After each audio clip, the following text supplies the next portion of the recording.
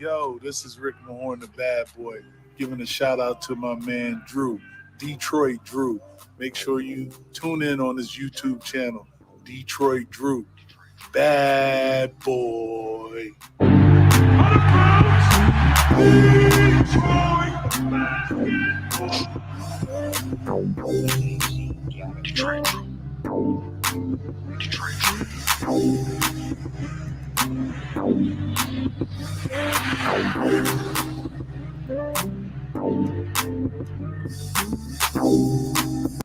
Yo, peeps, what's going on, man? Happy Free Smoke Saturday. Happy playoffs are back, and we got a good show for you guys today, man. Hopefully you guys come in and have a good time. You guys see me with the Drew Weiser hat on. I think man, I had to cop it, bro. I look stupid, but if I bought it, man, I gotta wear it. So that's where we're at, man. Shout out to everybody in the chat. We're joined today by Bravo, man. Bravo, what's going on today? What's up, everybody? Hey, it's a nice Saturday, playoffs. It's a lot of excitement, and we're going to talk Pistons today also. So you guys take a moment to hit the like button and continue to watch our show. Shout out to everybody in the chat, man. I see you guys. I would shout out everybody in the chat, but I got a couple of people in here. I don't know how to pronounce your guys' names, so I don't want to sound like a fool already. So we do appreciate you guys rocking with us, man. Links to all the DSA members in the description, along with Woodward Sports. Go follow them as well. And I'm just to let you guys know tonight. Right now, the Celtics are playing the Brooklyn Nets. Right now, the Celtics are winning. And I just want to let you guys know ahead of time. Blake Griffin slander will be tolerated tonight. If he does a good dunk, performs a good pass, whatever, we're going to let him have it tonight. This entire playoff run of the Brooklyn Nets, however far they go, hopefully they get bounced off in the first round. Don't know if that'll be the case or not, but I'm going to let Blake Griffin have it. So you guys stay tuned for that. But let's skip the Blake Griffin stuff for now, and let's talk some Detroit Pistons, man. So this is going to be the first offseason for our rookies, and it's going to be a different one because we already seen the Summer League's going to be coming back this year, which is going to be awesome for whoever we draft. But you look at our guys this year, they didn't have that opportunity. And someone like Killian probably could have used it to take some time to get accustomed to the NBA. So this year, hopefully those guys will play in the Summer League. But our first topic is we're going to go through all the rookies on what they need to work on this offseason. And we're going to do an order from when they were drafted. So first up is Killian. Bravo, what do you want to see Killian Hayes work on this offseason so that when he comes back next year, you can see that he improved in that area?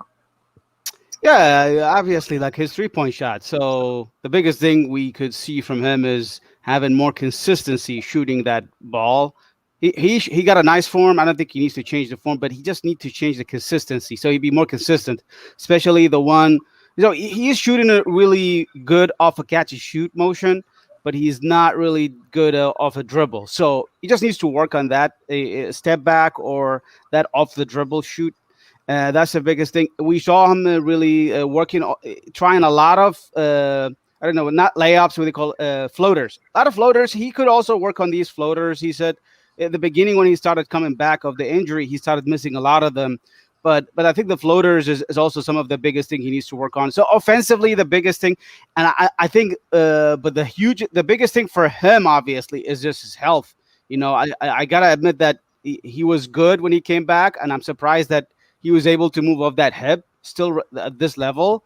But I think the biggest thing for him is to continue to work on his health and strength. If he's able to be consistent health-wise, that will be a huge for us because he needs to remain on the court. That's the biggest strength we have for him. We don't need too much to have work on his defensive game. He's already good on defense. He's already good in passing. Just cut down those turnovers. We know he has turnovers, but I think he just needs to get these things done, basically. For me, I agree with the shooting. It's something he needs to get more efficient with. But I think just the overall thing for him offensively is confidence and aggressiveness. There's a lot of times that we watched him this year, he was thinking too much. He wasn't playing. Do I shoot this mid-range after the screen? Do I wait for Stu to get free? Do I hit Grant in the corner? Like, he was at times very hesitant on what to do. And I think a guy like Killian, what is he, like 6'5", 6'6", somewhere around that ballpark? He needs to be attacking the rim. He needs to finish through contact. He needs to get to the free throw line because he's a pretty solid free throw shooter, but he doesn't shoot a whole lot because he's not aggressive. And that's one of the things we highlighted when we were talking about him last year for the draft. He's got all the potentials for it. And along with that, he needs to work on some of his dribble moves, taking people off of the dribble, because you can't just run a pick and roll every play. Eventually, defenses adjust to that. And especially right now, like we were talking about this off camera, is, NBA playoff is a different type of basketball. It's more of a half-court game. There's not a whole lot of opportunities here in transition. If the Pistons are going to be serious about being contenders, because right now it looks like Silver wants to keep the play-in tournament for many, many more years to come, I'm okay with that. But they treat the play-in games like a playoff game, which means it's more half-court base. There's going to be a lot of ISOs. Killian is going to need to work on all that stuff. Because if he can become aggressive and become good at this, they're not going to be able to double team off of Saddiq. They're not going to be able to come off of Stu. They're not going to be able to come off Grant. It will open everything up for this offense. So I think along with that and his shooting, it's a lot he's got to work on. But again, this summer league, having an entire offseason to train, work on his body, work on his fundamentals, is going to be huge for his development. Again, he's 19, 18, somewhere around that ballpark. He's still super young. But playing the little bit of NBA games he did this year, he should know what he needs to work on. So I'm excited for him to come back next year and see what he can do in the summer league this year, because I do believe he will be playing in the summer league. Next up, we got Beef Stew, man. He had a great year this year, man. He's a fan favorite. It took us a total of 12 minutes to come up with the name Beef Stew. That's how impactful this guy was, a high-energy guy, and he's already improved. But, Bravo, what do you want to see him improve on this offseason? Beef Stew, I think, he did really well. I'm most impressed by him, actually, his game. And he did a lot of good things in this last season, this past season. So I think basically just taking off the dribble, if he's working on it, man, if he can dribble the ball and take it to the rim, and like instead of shooting that three, like we saw him a lot in the last final games of the season. He's trying to shoot more threes, and we saw him like one or two possession, instead of shooting, faking it, taking it to the rim and do a layup. If he started working more on these things, man, he's gonna be unstoppable in the NBA, because we know he can shoot it. And we know the thing is he just need to work on his dribbling, and I don't like the fact that he's also. That's the thing I think he should work on offensively. Offensively, I don't think he needs to work on better catching the ball. I saw a lot of times, and when Killian throws the ball for him, he missed the ball, which is it reminds me of Aaron Baines, Butterfingers. He kind of misses the ball and it goes out of bounds. He just needs to work on handling that ball better. Defensively, I don't think much we need to improve. He's really just cut down on those fouls. He fouled a lot of games. It's part of his rookie season, I think. That's all I can say. I think he's a really excellent player for us. If he keeps shooting that threes, that's going to be really good for him. But I think dribbling, sometimes learning from Plumlee how to pass the ball also will be useful for him. I think Plumlee is a good mentor for him. Yeah, I think that's a great take. Me personally, I just want to see him shoot better, be more efficient there, because with this draft, hopefully, again, I know a lot of you guys are going to probably be mad at me for tomorrow's video, as I do have another WWE video where I'm taking on Adam Silver for a rematch for the draft lottery. So I know a lot of you guys are going to blame that one on me again. Oh, well, tough. But whatever we get in the draft here, rather if it's Cade, Green, Suggs, Mobley, you name them, Beef Stew is going to be out there on the court. And if we get a guy like Mobley, you're going to have to start Mobley, but you cannot afford to keep bringing Stu off the bench. They're going to have to learn how to play together, even if they come off the bench together. Whatever it would be, they're going to play together. And we can see Mobley can shoot, Cade can shoot, Suggs can shoot, Green can shoot. If you can just shoot 3 a game, and if you can hit 1.5 a game on average, it would be perfect, because we would have great floor spacing. They would have to guard you out there. It would open everything up as well. So that way, like I said, if Killian can work on his dribble moves, boom, you have a perfect opportunity. If you just have Beef Stew standing in the corner at the top of the key where there's centers out of there. So if we play like a rim protector, or if we play, Gobert or Bam, they're out of the paint where they're not going to be really effective. Like I said, it'll open everything up. So I think that he has good footwork already, and I would like to see him add some more post moves to his game. I know we really don't go to him in the post a whole lot, but again, in the playoffs, the post comes back. Guys like Brook Lopez make a killing in there. So if he can add a post fade or expand the hook range, because right now he just kind of bullies people. If he can add a little bit of finesse to his game, he'd be off and rolling. So I think with that, I think he's already solid, man. He's already got all the defenses and intangibles. He knows where he needs to be defensively. I don't think he really needs to work on too much defensively. I think just watching film on guys, he'll become a better defender there. So next up, we got Saddiq Bey, man. He should definitely make the first rookie NBA team. I think Stu has a shot, but I think they're going to give that spot to Wiseman. And I already seen ESPN already kind of just forgetting about Saddiq, but he should be on there. He had a great rookie season.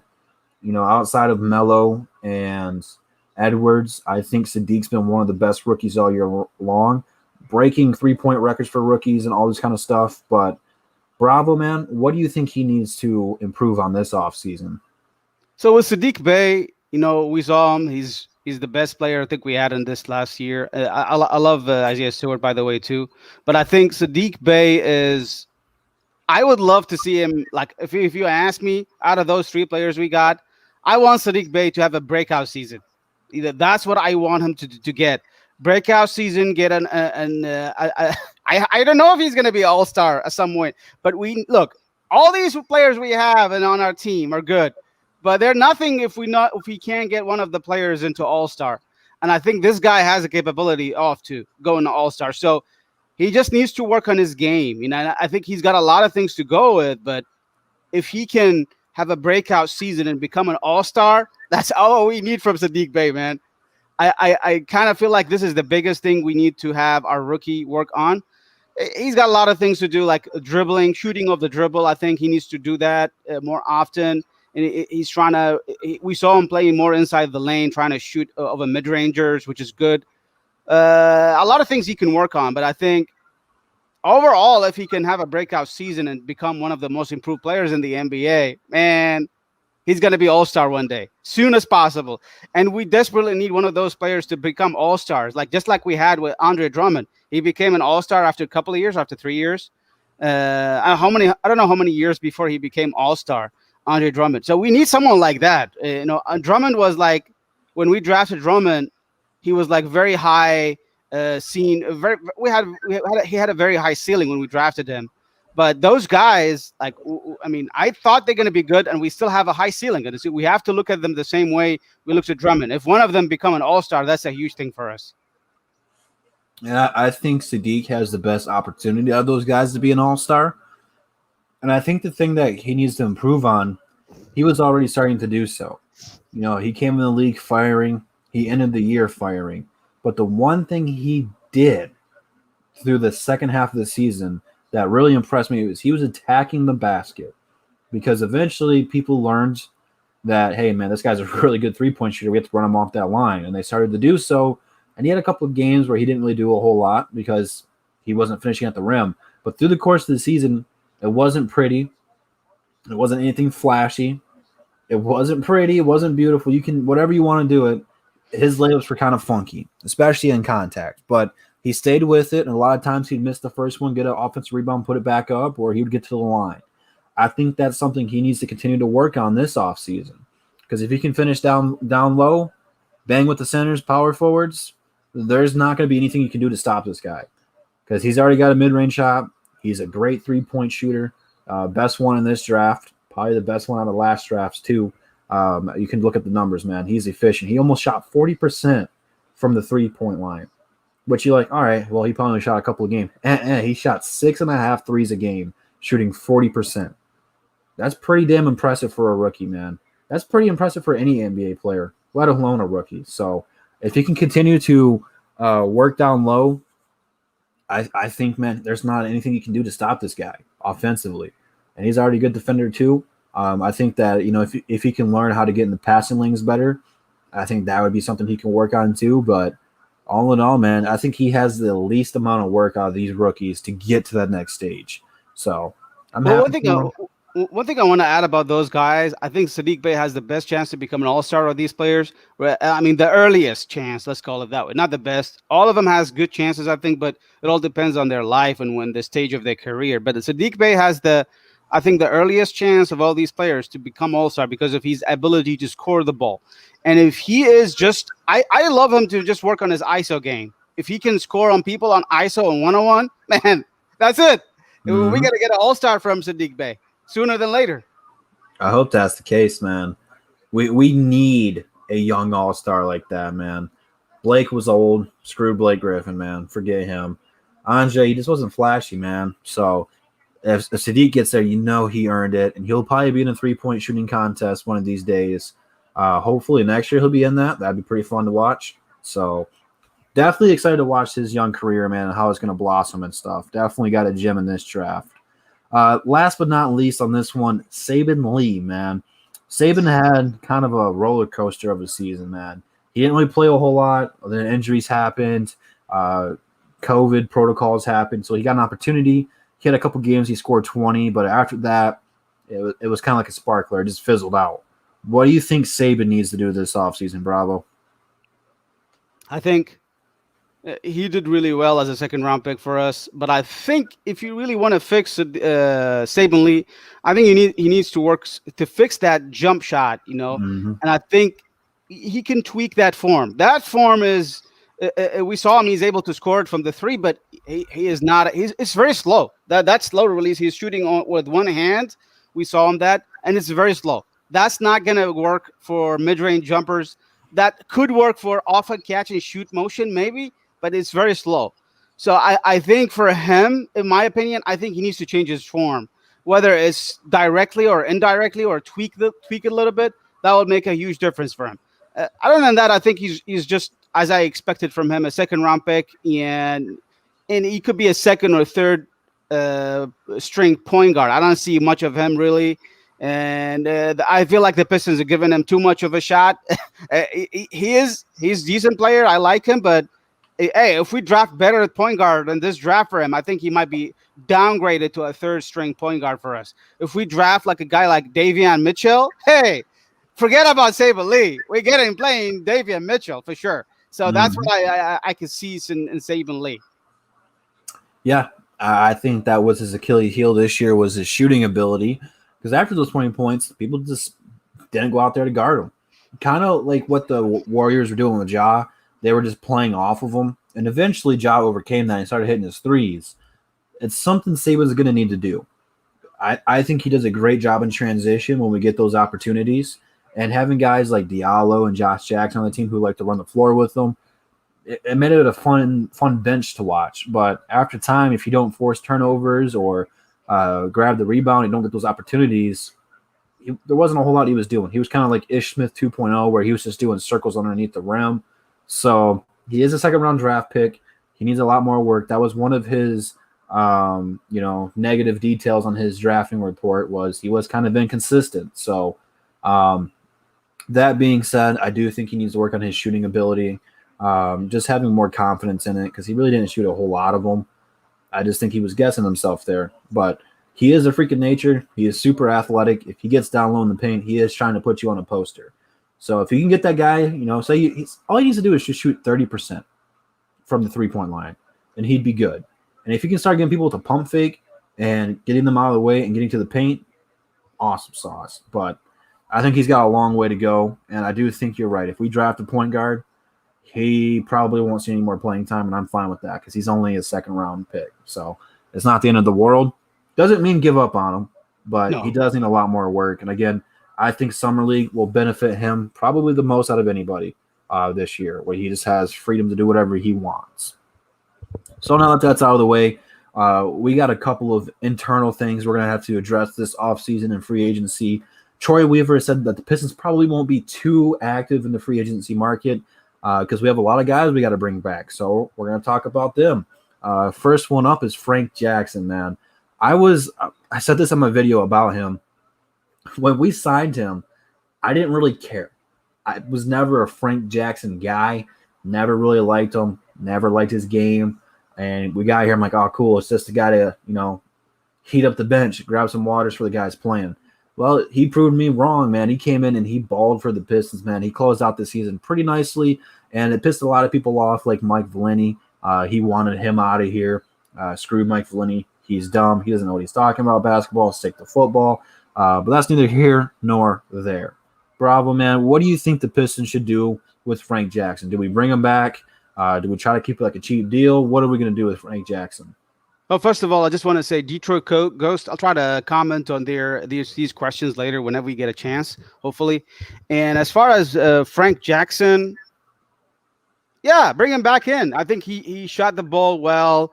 He worked as a scorer for us multiple times in this last 10 games. He did really well, I think. And I think he deserved a contract, but I don't want to give him much. If I'm the Pistons, I'll give him a short, small contract if possible.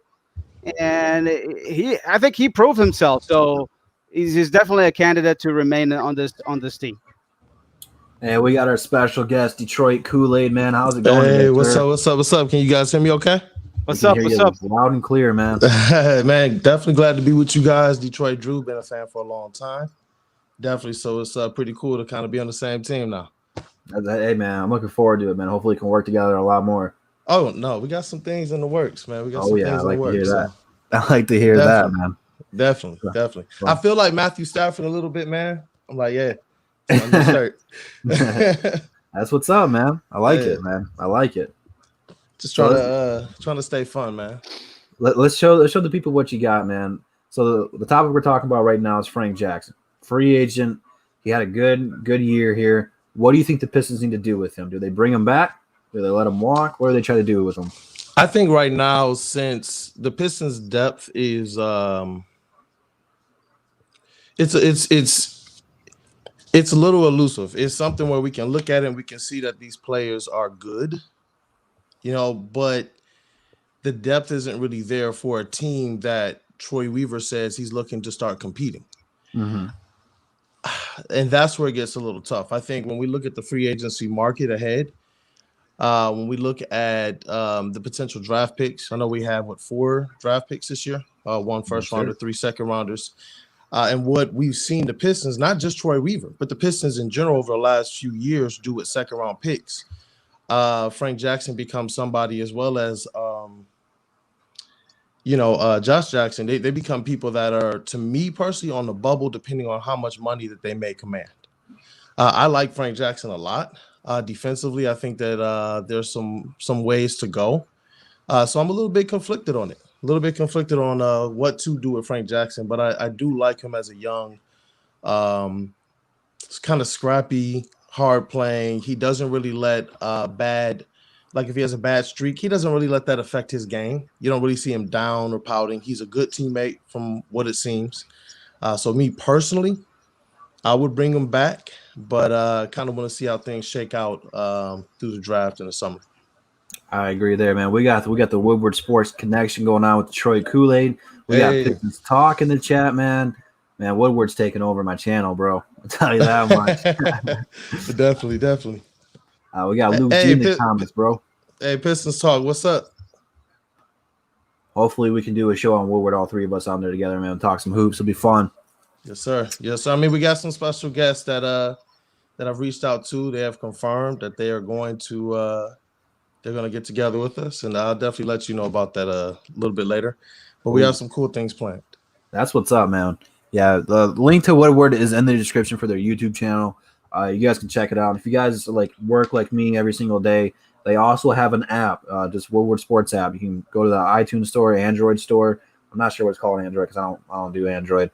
But you can download it there, and you can listen to all of our podcasts and shows on there as well. For me, Frank Jackson, like I said, I wasn't crazy about the signing, wasn't really hyped up about it, but he came out and he balled, man. And a lot of people like him because of the afro. It gives him remnants of Big Ben, even though they play completely different. It's just like a flashback to the past. And hey, man, I like him as a good teammate, man. You can just tell he's having fun with the teammates. And sometimes you need that guy, man. He can be a little bit goofy, man. All the like ponytails he did with it. It's like every other game he had like cornrows or he let the fro out. He changed it up. And I think people like that about him. It shows him that he's got a good personality. But he looks like a good teammate, man. Like he could have took a bunch more shots than when he needed to, but he's not that guy. You know, he doesn't have that right. Like, give me the ball, I'm going to shoot it. So I think if we bring him back, I don't want to say he'll be the sixth man, but he could be the seventh man and be a good scorer for us off the bench. And if we want to keep that, cool. But, you know, we got guys like Diallo. We got to do the same thing with. We bring him back. We got Josh Jackson, who is in and out of the starting lineup. And I think, personally, Josh Jackson's got a higher ceiling than Frank Jackson. I think what Frank Jackson did this year is probably where he'll be at for the rest of his career, which is still pretty good. But, you know, Josh Jackson's a homegrown kid. I think he's got more potential. He just got to continue to put all the pieces together. So, I mean, like you said, if we are going to compete, is he a guy that's going to be here? Like, if we get to the playoffs, is he going to be a guy that can contribute that way? I think it really depends on who we draft. If we get Green or Suggs, we don't really need them anymore, especially if we get Green, man. Green's a walking bucket. We're going to talk about him throughout the couple of weeks here as we start to go through each draft player and talk about them. But I think that's really what it depends on.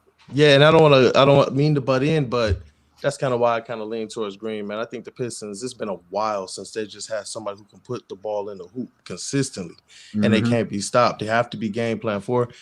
Honestly, I know we saw our 2004 Pistons win the championship, but you have to go back to Jerry Stackhouse and Grant Hill as like probably the last two Pistons who were just absolute buckets. Absolutely. Allen Houston. Yeah, has there really been anybody since then that you knew you can't stop me from scoring? I would probably say 2018 Blake before he got hurt. But even then, I'll give you that one. I don't know if he was on like that level of scoring. Jerry Stackhouse, man, people just they don't talk about him the way they should for the Pistons. Like he's always overlooked, man. That guy was a certified, verified bucket getter, man. He had that blue check mark, man. He was different. We need that guy right now, and I agree. I was just watching Green highlights the other day. I'm telling you what, man. For me, it goes Cade Mobley, and right now it's at Green at 3.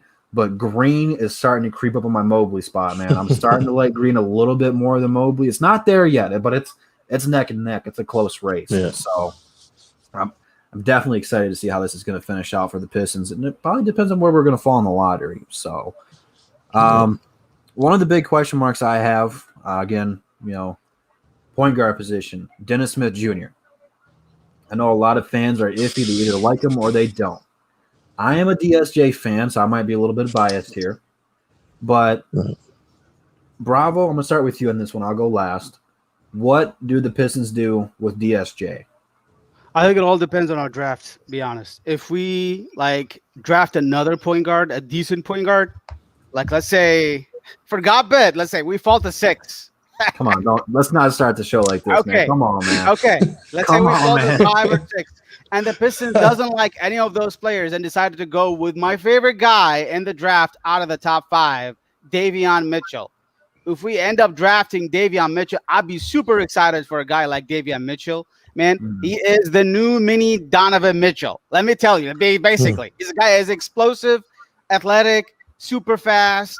He's just not above the rim. That's the only problem with him. But I love his defense. I think he's a kind of player that has defense like Marcus Smart defense. He is one of the elite players at the defender in the college.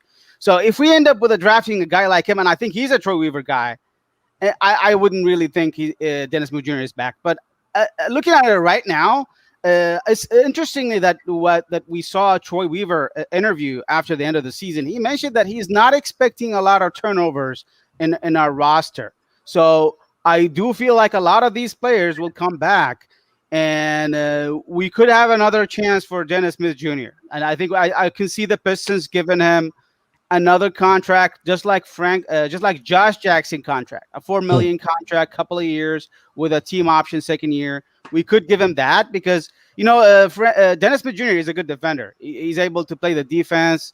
and he didn't really fit on our team, but I think he's still good if you really have no. So if you look at the free agent pool, I mean, he is one of the best players available in the free agents pool in terms of the point guards. I don't think we can have a lot of chances bringing those free agents in here. So with that in mind, I think Pistons could bring him just for that purpose. But what is more interesting, I think the Pistons could really sign him to a short contract and trade him, sign and trade deal. They could be doing that, I think, especially if we really want to trade up in the draft.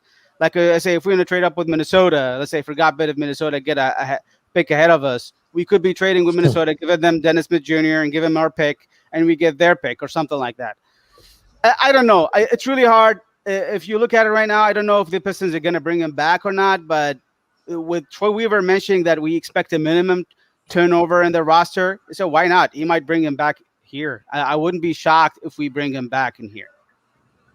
Yeah, I think you're right. The draft does play a factor because if you draft Cade, again, you got Saben Lee. He would move down to the third spot. Why would you bring DSJ back? So I think the draft does play a factor in who we bring back and who we let go.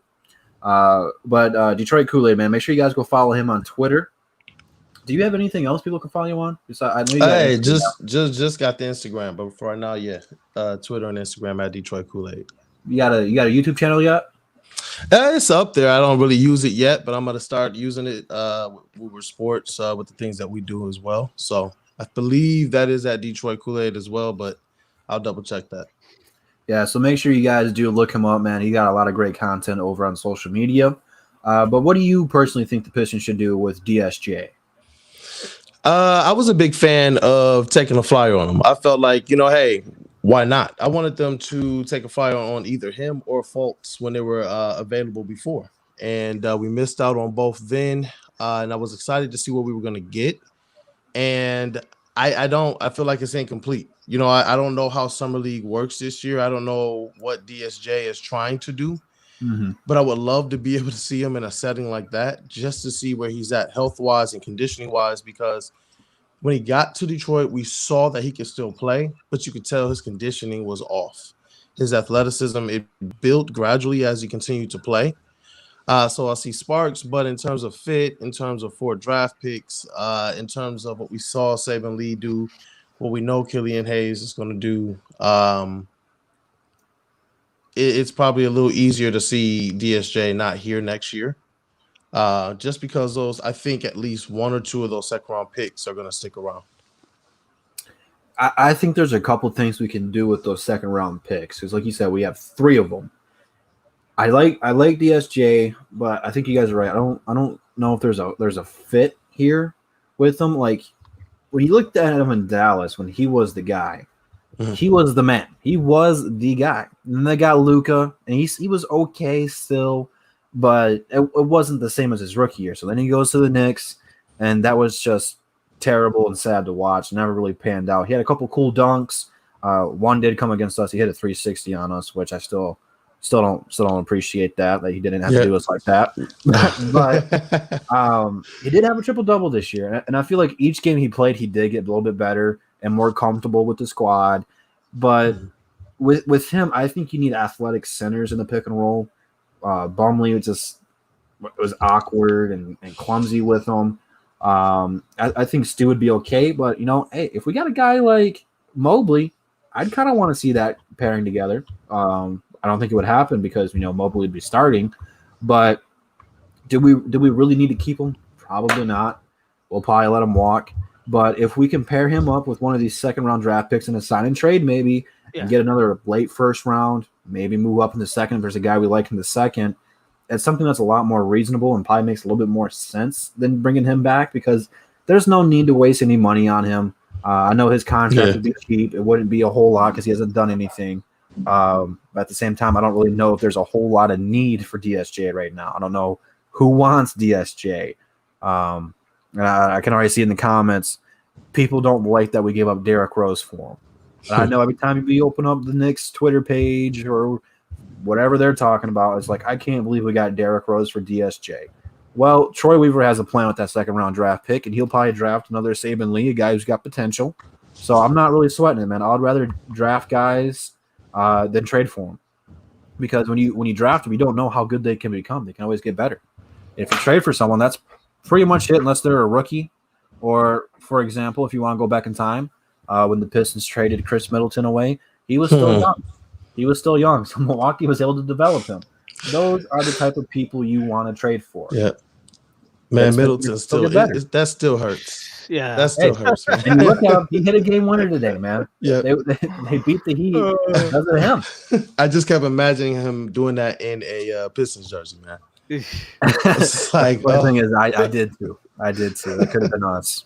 Yeah. We could have had Giannis and Chris Middleton, but poor GM, poor coaching. Well, what are you going to do now? You know what a good question is? I always got to have a good question in my mind. Which out of those current Piston roster you think is not coming back next year? Because we got a lot of them. Hopefully, Rodney McGruder's out of here. We can get McGriddle out of here. Okay, that's one. I don't think we'll bring back Wayne Ellington.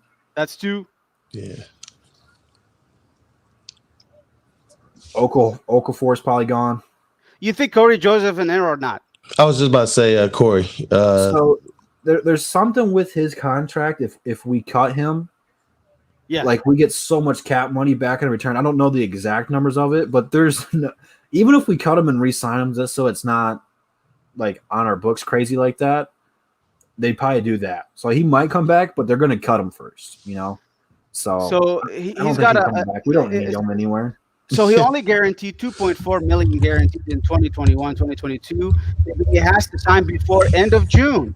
So if he doesn't really get waived before the end of June, he's going to get the full $12 million. So he is not coming back because I'm telling you, if we don't bring him, if we keep him on the roster, it means we're going to have to pay him all this money, which is he's going to get waived.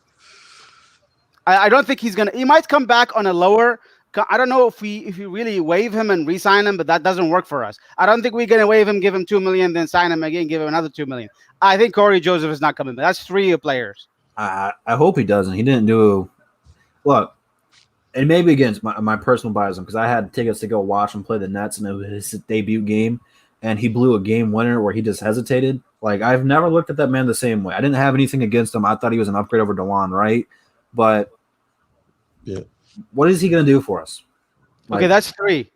Yeah. I liked him actually. He's a good mentor for Killian. I think he really got really nice plays for the Pistons the last few games, but I don't know if he's going to be. The thing is his contract, like you said, and I think he's not going to bring back. Who's the fourth one you think he's not coming back? So I got Okafor. He's staying. Corey. Okafor's not coming back. Oh, he got another year contract. We're not going to waive him.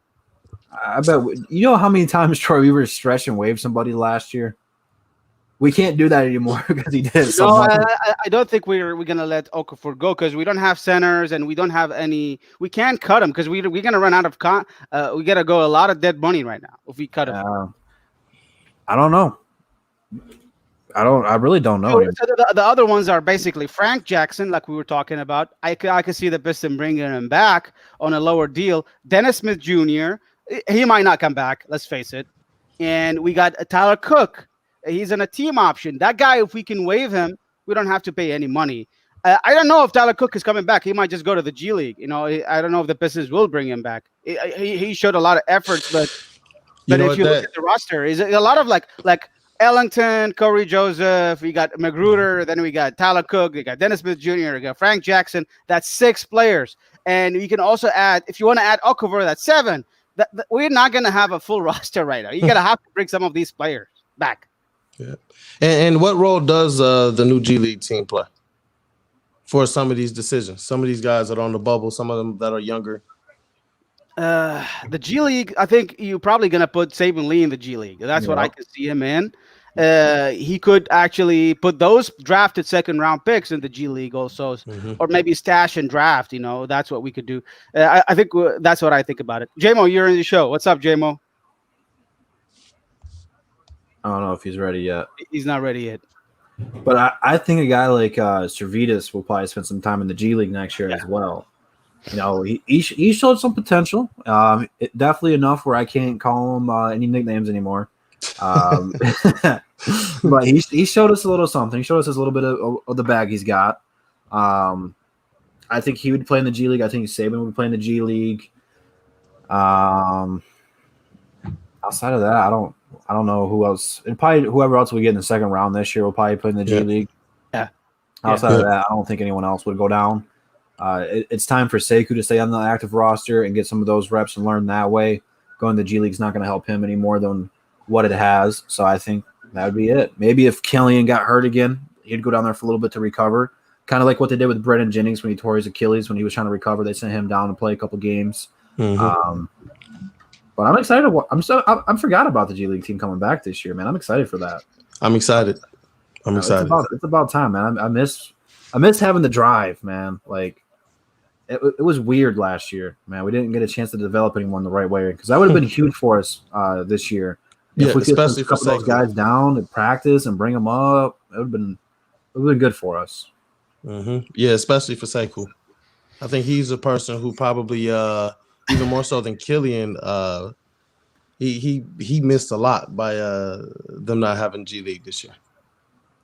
Yeah, he could have really played, but I don't know if the Pistons are going to keep Sekou. That's my concern. I hope they keep him because we need like guys with big size like him to step in the court and perform. And let's face it, this team is not going to get it done with those players. Like we got a lot of potentials in those players, but if you don't translate in the NBA, like look at the playoff. It's like you know what the reality once we reach the playoff. It's those teams are going to kill you once you reach the playoff. There's no way you can play fast break points. You're not going to really play easy points. You can't just afford to turn over the ball.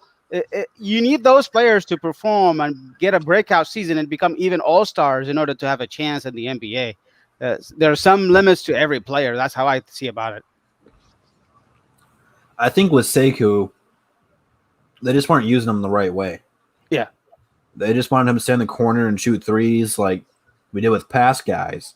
And that's not him. I think that, even though we got rid of Blake Griffin, we were still kind of using that offense with him where he was being the Blake Griffin where he wasn't initiating the offense, but he was still on the perimeter. He's an inside-out scorer. He needs to get some easy buckets, some dunks and some layups down low, build some confidence up, and then he'll work outside. And you can see that when Killian came back, where they started to do that. He had a couple really nice games to close out the year, and it was because of that. So I don't know if the G League would really help him with that, because in the G League, when he was a rookie, man, he went down there and he dominated. He looked like one of the best players in the G League. And he comes up here and he dropped 12 points. You're like, what the hell is going on right now? So I don't know what they have to do with Sekou, to be honest with you. I see a lot of people are giving up on him. You can't give up on him yet, man. He's still one of the youngest players. Yeah, obviously, yeah. He's only been playing basketball for a few years, man, where I know a lot of us, we were playing since we could walk, where that wasn't the case for him. He was really big into soccer, and he just got into it because of how good and how athletic he was. So you got to be patient with him. He is a project player, and he's got all the national things you just can't teach. You can't teach athleticism like he's got. You just got to stay patient with him. Plus, he's got a nice looking form. I like his arc on his shot. Even if it doesn't look pretty, it's got a shot to bounce off the rim and go in. So you just got to be patient with him, man. And having a guy like Killian is going to help both of those guys develop because they're already familiar with each other. So just got to pump the brakes on Sekou, man. People are just so quick to give up on him. I tell you what. And J-Mo, you back in? Yeah, J-Mo, you here yet? Yeah, because we were like waiting on you. What do you got to say on the DSA stuff? Do you think we should bring him back or let him walk? Get his ass out of here. Short and sweet. And I know you're happy that the Clippers lost today. Oh, Drew, who you telling, man? Oh my God, I'm so happy. But didn't I tell you that they were in? Didn't I tell you, Drew? I told you they is in danger of losing this series because of what happened last year. They in the same situation. Yeah. Hey, man, my boy Luka was going off, bro. They didn't have an answer for Luka. Nah, but they got lucky. They made like 17 3-pointers. So, but Clippers in trouble.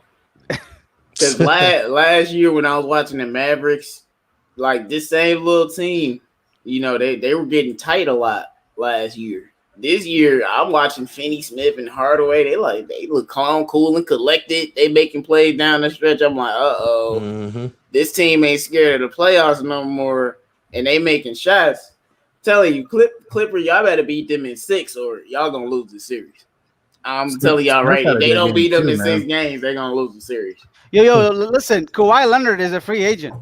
He might leave the Clippers next year. No, hey man. Imagine if he leaves the Clippers. Hey man, the Clippers better blow out the Mavs next game, or they in trouble. I'm telling you, they in trouble. They gotta win next game. They in trouble. Like they better blow them out too. Like it can't be no. Like we watched the same Mavericks team basically beat the Clippers. If KP don't get hurt, they beat the Clippers last year, and I stick with that. But yeah, I'm happy about it. You know, Milwaukee beat Miami too, so I'm happy about that too. It's been a good day for me, man. The Bucks won, Mavs won. My teams are doing so good. Well, I mean the Pistons aren't even in here, but other teams are doing good, so I got that going for me.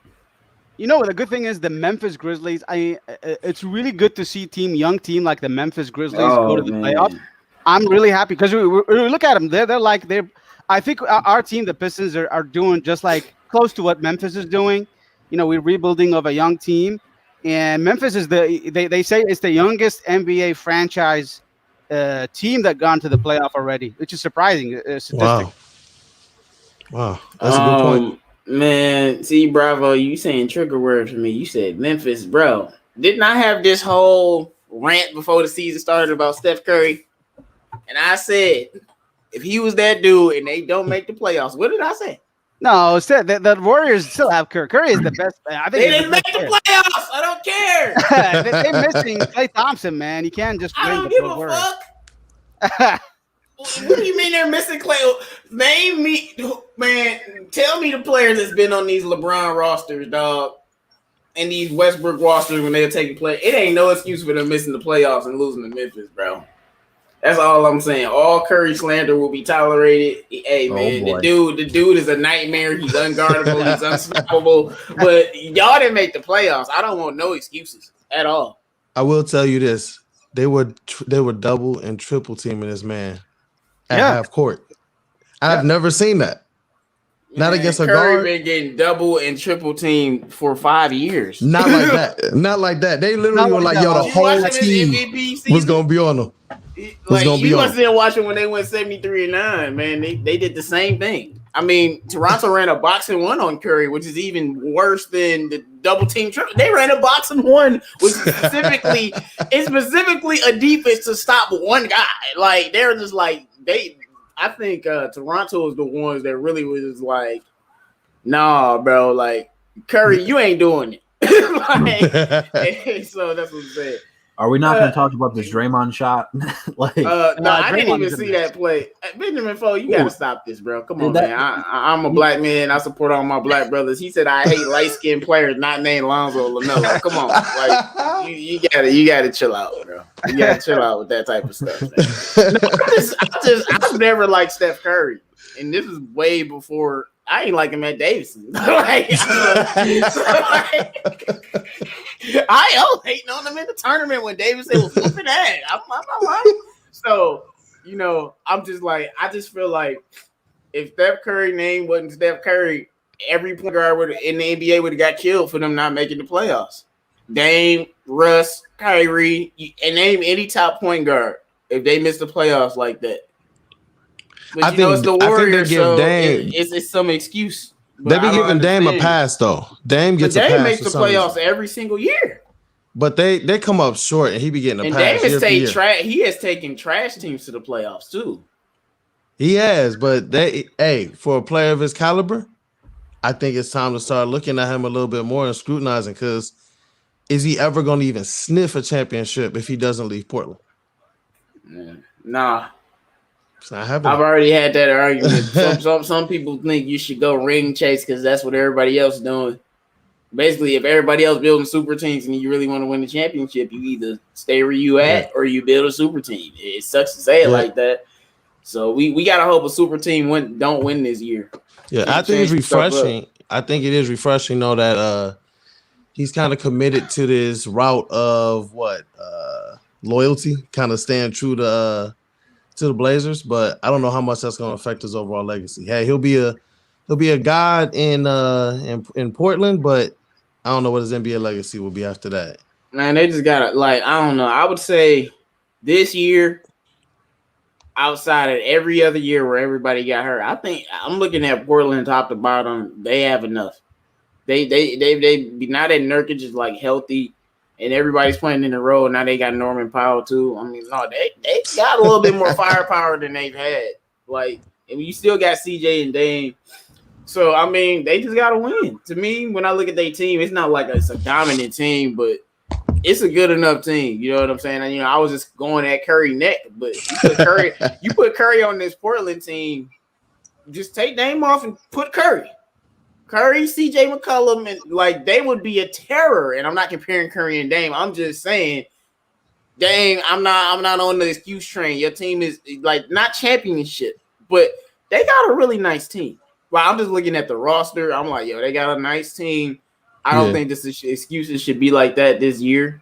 Yeah, I just think their team is usually been hurt around this time, But my fault for start talking about the playoffs. I just had to come at my boy Steph because all I know is I just hear about Warriors they made the playoffs in 2 years, bro, and all I hear is excuses, bro.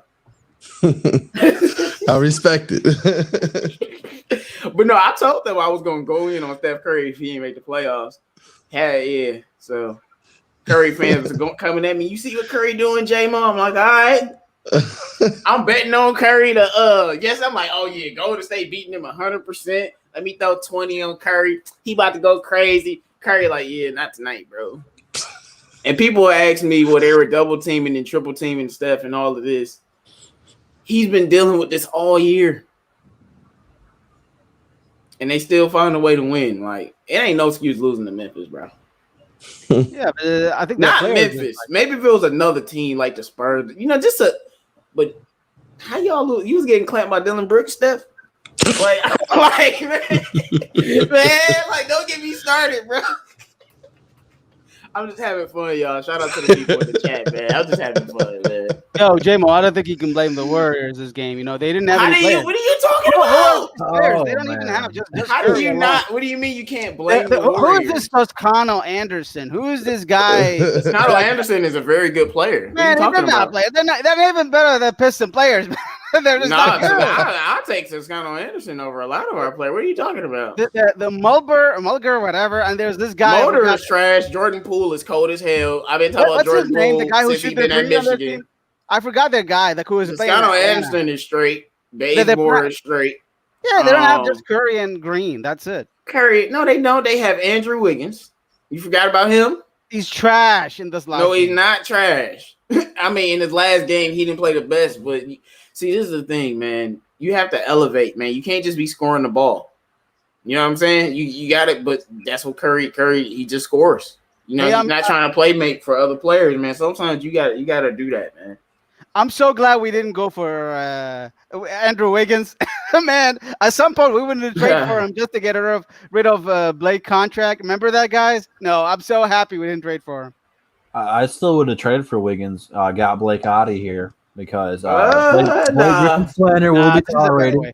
I mean, we got our Andrew Wiggins. His name is Jeremy Grant. So we ended up with him anyway, and we didn't like. I mean, I guess Ja Morant 35 points in that. No, Ja Morant 35 had everything to do with them winning. But that's my point. You the best player on your team, but you can't stop nobody else. Hey man, I'm just saying, dog. When the player name not Steph Curry, they get crucified. But if he that light skinned brother, they ain't gonna say nothing. Like I'm just saying, they ain't gonna say nothing. Like let Curry have dropped 70 and they lost. That's all they be talking about. Can't lose to Memphis, bro. What Bravo said, they the youngest playoff team in history. Yeah, but I'm really happy you lose to Memphis. Yeah, because I'm really happy for them. They made it to the playoffs because they're the team they deserve it out of those play-in tournament. I think last year they played really well in that play-in tournament game. Last year they had a one game, and this year they made it. That gives you an idea that a guy like last year they got beat by Dame, didn't they? Yeah. What's the difference? No, I'm not talking about that. I just brought that up. I said, Dame Lillard might not be a champion, but they always made the playoffs. All I know is Dame time in the final game against the same team was like, hell no. So JMO, let's face it. Ja Morant, he's transformed this year. He's a lot better player than last year. Ja Morant is a lot better player this year. He's able to take it. He made a lot of good things this year. So I'm really happy that the Pistons need to draft a guy like a good all-time basketball player. We can't just make the playoffs with those players right now. We need a guy like Cade or Green. I'm telling you, this is what we. I'm not really expected to make the playoffs next year, though. Yeah, but I would hope that trying to make the play-in tournament at least. I mean, we can shoot for that, but I don't think we'll make the playoffs. Probably the year after. Yeah. If we get Cade, I want to see what Ja Morant had in his game versus the Blazers last year. Man, they going wild in the comments, man. Like, I wonder which game was the game, and when was the bubble, y'all? Like August. Yeah, I think it came back in August or something like that. Was it like August? I think Morant had 35 points in this game, and Damian Lillard still whooped his ass. So I don't want no excuses. Morant dropped 35 points in this game, and they still lost. I don't want no excuses, y'all. That's the same thing he gave Curry, and they lost still. That's all I'm saying, bro. Like, it ain't no excuse you can tell me for them not beating the Grizzlies. Yeah, but Memphis are a better team this year than last year. No, they not. They the same team. From record and everything, they literally the same team. I mean, Jaren Jackson was hurt for most of the year, but I mean, they're AFC. They were AFC last year. They lost to the 9th seed. So yeah, I don't know. I don't know. You're right, probably about the Dame, and I know what you're trying to talk about Curry, but the point is, I'm trying to talk about Memphis. I'm happy for them because we need like a team like that to go. Look at Charlotte. Yeah. They didn't do anything. The NBA helped them big time, giving them LaMelo, and they can't even they got humiliated in that play-in tournament. No, if they give us Melo to us instead of Killian, we would have made a playoff.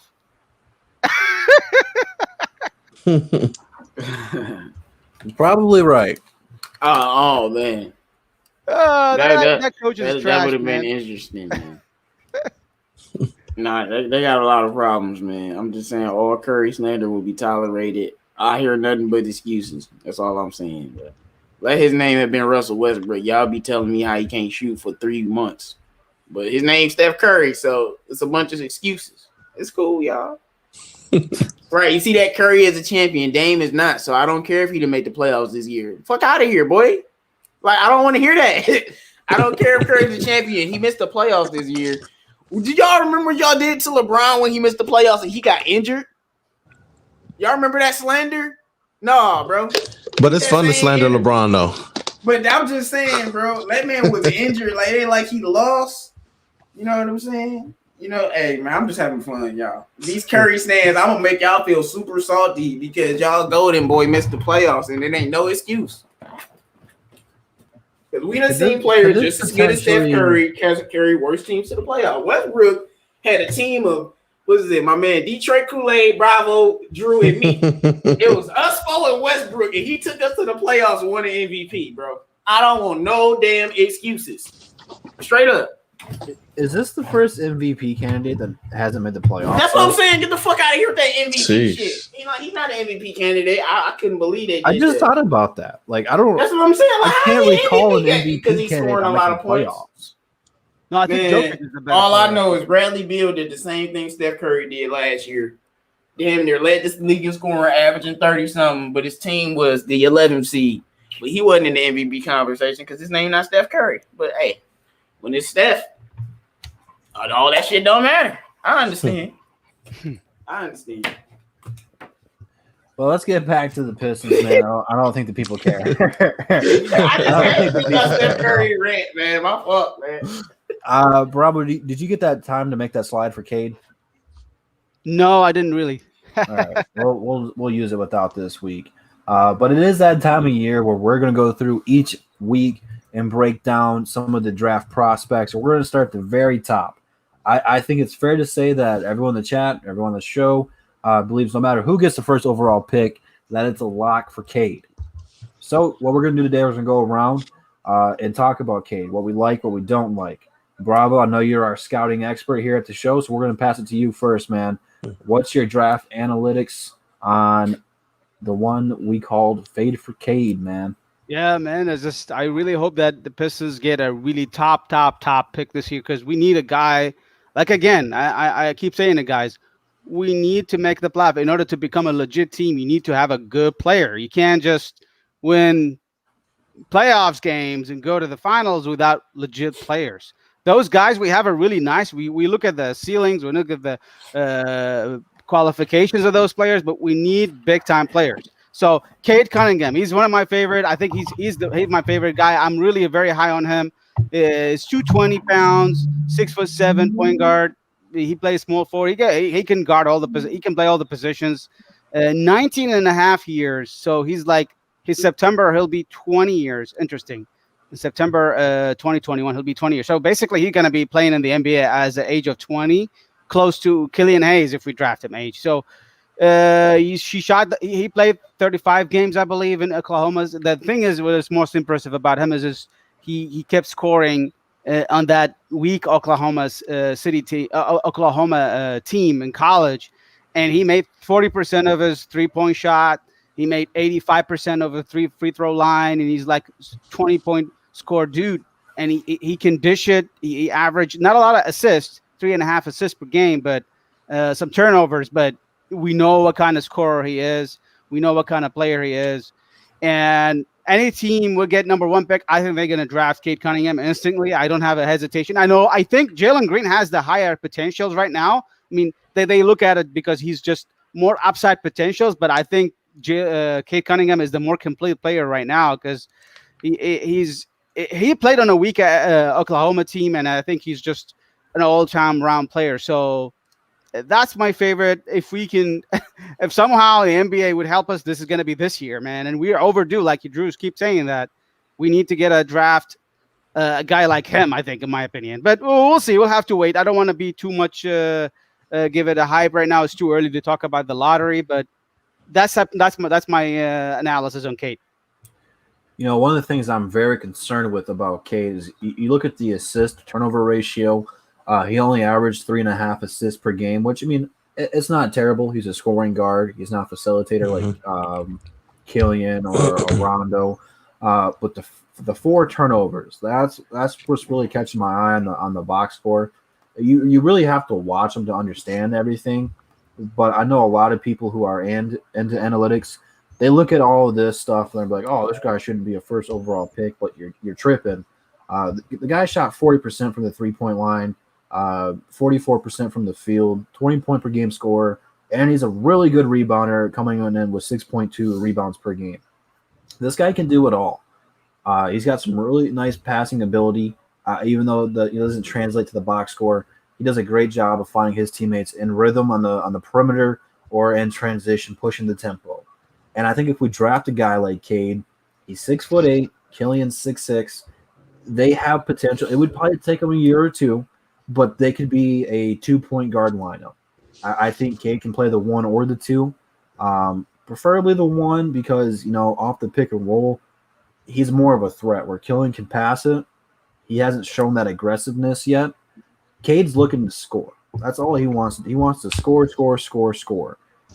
He's one of those guys, if he grabs a board, he's going to the other end, and he's trying to get a dunk, layup, and one. Doesn't matter, man. I think that he's probably going to win Rookie of the Year. Way too early prediction. But I think he's probably one of the most NBA-ready players, maybe outside of Green. I think he's going to come into the league and take it by storm. There's that meme where Zion came out, and that's all Bleacher Report talked about. And then once Melo got drafted, they stopped Zion and talked about Melo. This will be their new Zion, their new Melo, talking about Cade all night, every single night, even if he doesn't come to the Pistons, even if he's here with the Pistons. That's all Bleacher Report will talk about because he's that damn good, and he's going to be fun to watch no matter where he goes. But he is someone that can transform this team. He is a generational talent. I don't know how many point guards in the East I would rank over him. Obviously, probably Russ, Kyrie, maybe Trae Young right now. But outside of that, I think he can be one of the best point guards in the Eastern Conference as a rookie, which is pretty impressive. You'll have to see how he'll translate later on through his career, but coming in, man, you'll have a huge opportunity here because, especially with the Pistons, Jeremy Grant's our number one option. If you get a guy like Cade, he's instantly your number one option, bro. So I would be ecstatic if we got Cade. He could change this franchise and change our direction. It's long overdue. I can go on this rant again about the Brandon Knights, the Stanley Johnsons, about suffering through the Josh Smith era, the Charlie V and Ben Gordon era, Don't forget Greg Monroe. The Greg Monroe. You know what, though? I liked Greg Monroe. Even though he wasn't great, I thought he'd still be a good backup center, and I'm still pulling for him. I see he's trying to make an NBA comeback. Hopefully that works out for him. I got nothing bad to say about G-Mo. The one that still pisses me off is Gigi Datomi, man. Screw that guy, man. He's an Italian assassin without the IN, man. But Detroit Kool-Aid, man, what's your breakdown on Cade, man? With Cade, I think you hit it on a couple points. The turnovers, they look alarming on the stat sheet, but when you look at it, you realize his team was young, a little bit inexperienced, playing exclusively through Cade. I think that you're going to see those lower assists, higher turnovers just from that alone. And I think that the pace of the NBA, the space of it, the way that they call fouls for players like him, I think he's going to excel. I think he's going to be a top player. I think he's going to be great as it relates to playmaking.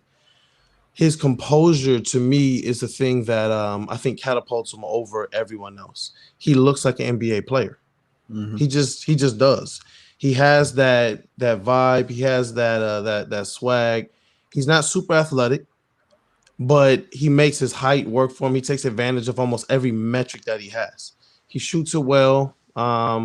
As Bravo touched on, he shoots it really well. And I'm most intrigued, I think, by his mid-range game. Killian, we saw him kind of dabble with that as the season went on after he got back from the being out with the hip injury. And I think Cade has a really, really good mid-range game, which for a playmaker, I think is lethal.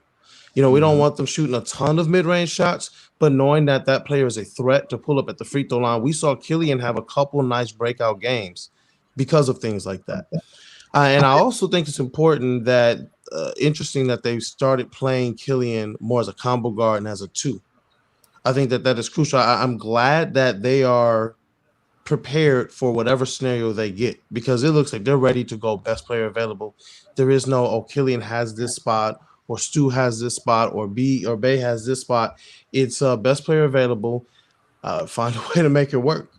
And so it'll be interesting. I think Cade and Killian are the best fit of any of the other draft picks available. I think it's because of the composure, the playmaking, the height in the backcourt that would create. And I think defensively, it would be a nightmare as they get more mature. Backcourts out there too. I don't know if there's a backcourt out there that would be that tall. Nope. and they're both really good ball handlers. Grab the ball off the rim on a rebound and get it down the court in a hurry. Where they differ, Killian will throw a bounce pass full court, and Cade will take the ball up the court in like two dribbles. Either way, they're getting the job done. I agree, and I do agree with your point there about taking the best player available, because we experimented with the Tyler Cook and Beef Stew lineup, playing two centers out there at the same time, which again could be an incentive to take a Mobley if he's the best player available. So I think you're right there. The Pistons experimented with it. I just wish it would have been with someone better than DeLon Wright and Corey Joseph. That's just what I'm saying. Like play. I know he's too rookie. You can want like a veteran out there, but like play Dennis Smith and Killian together. Play Saben and Killian together. If you're going to experiment with that, I don't need to see Corey Joseph or DeLon Wright on my screen for 30 minutes a game. But that's that's in the past. And the flashes of it were good though. Towards the end of the season, seeing Killian and Saben in, and one highlight that just popped into mind is the one where Saben cut. He made a cut in from the corner three, right side 3-point line. As Killian was driving in the middle, Killian found him baseline, Saben a nice layup.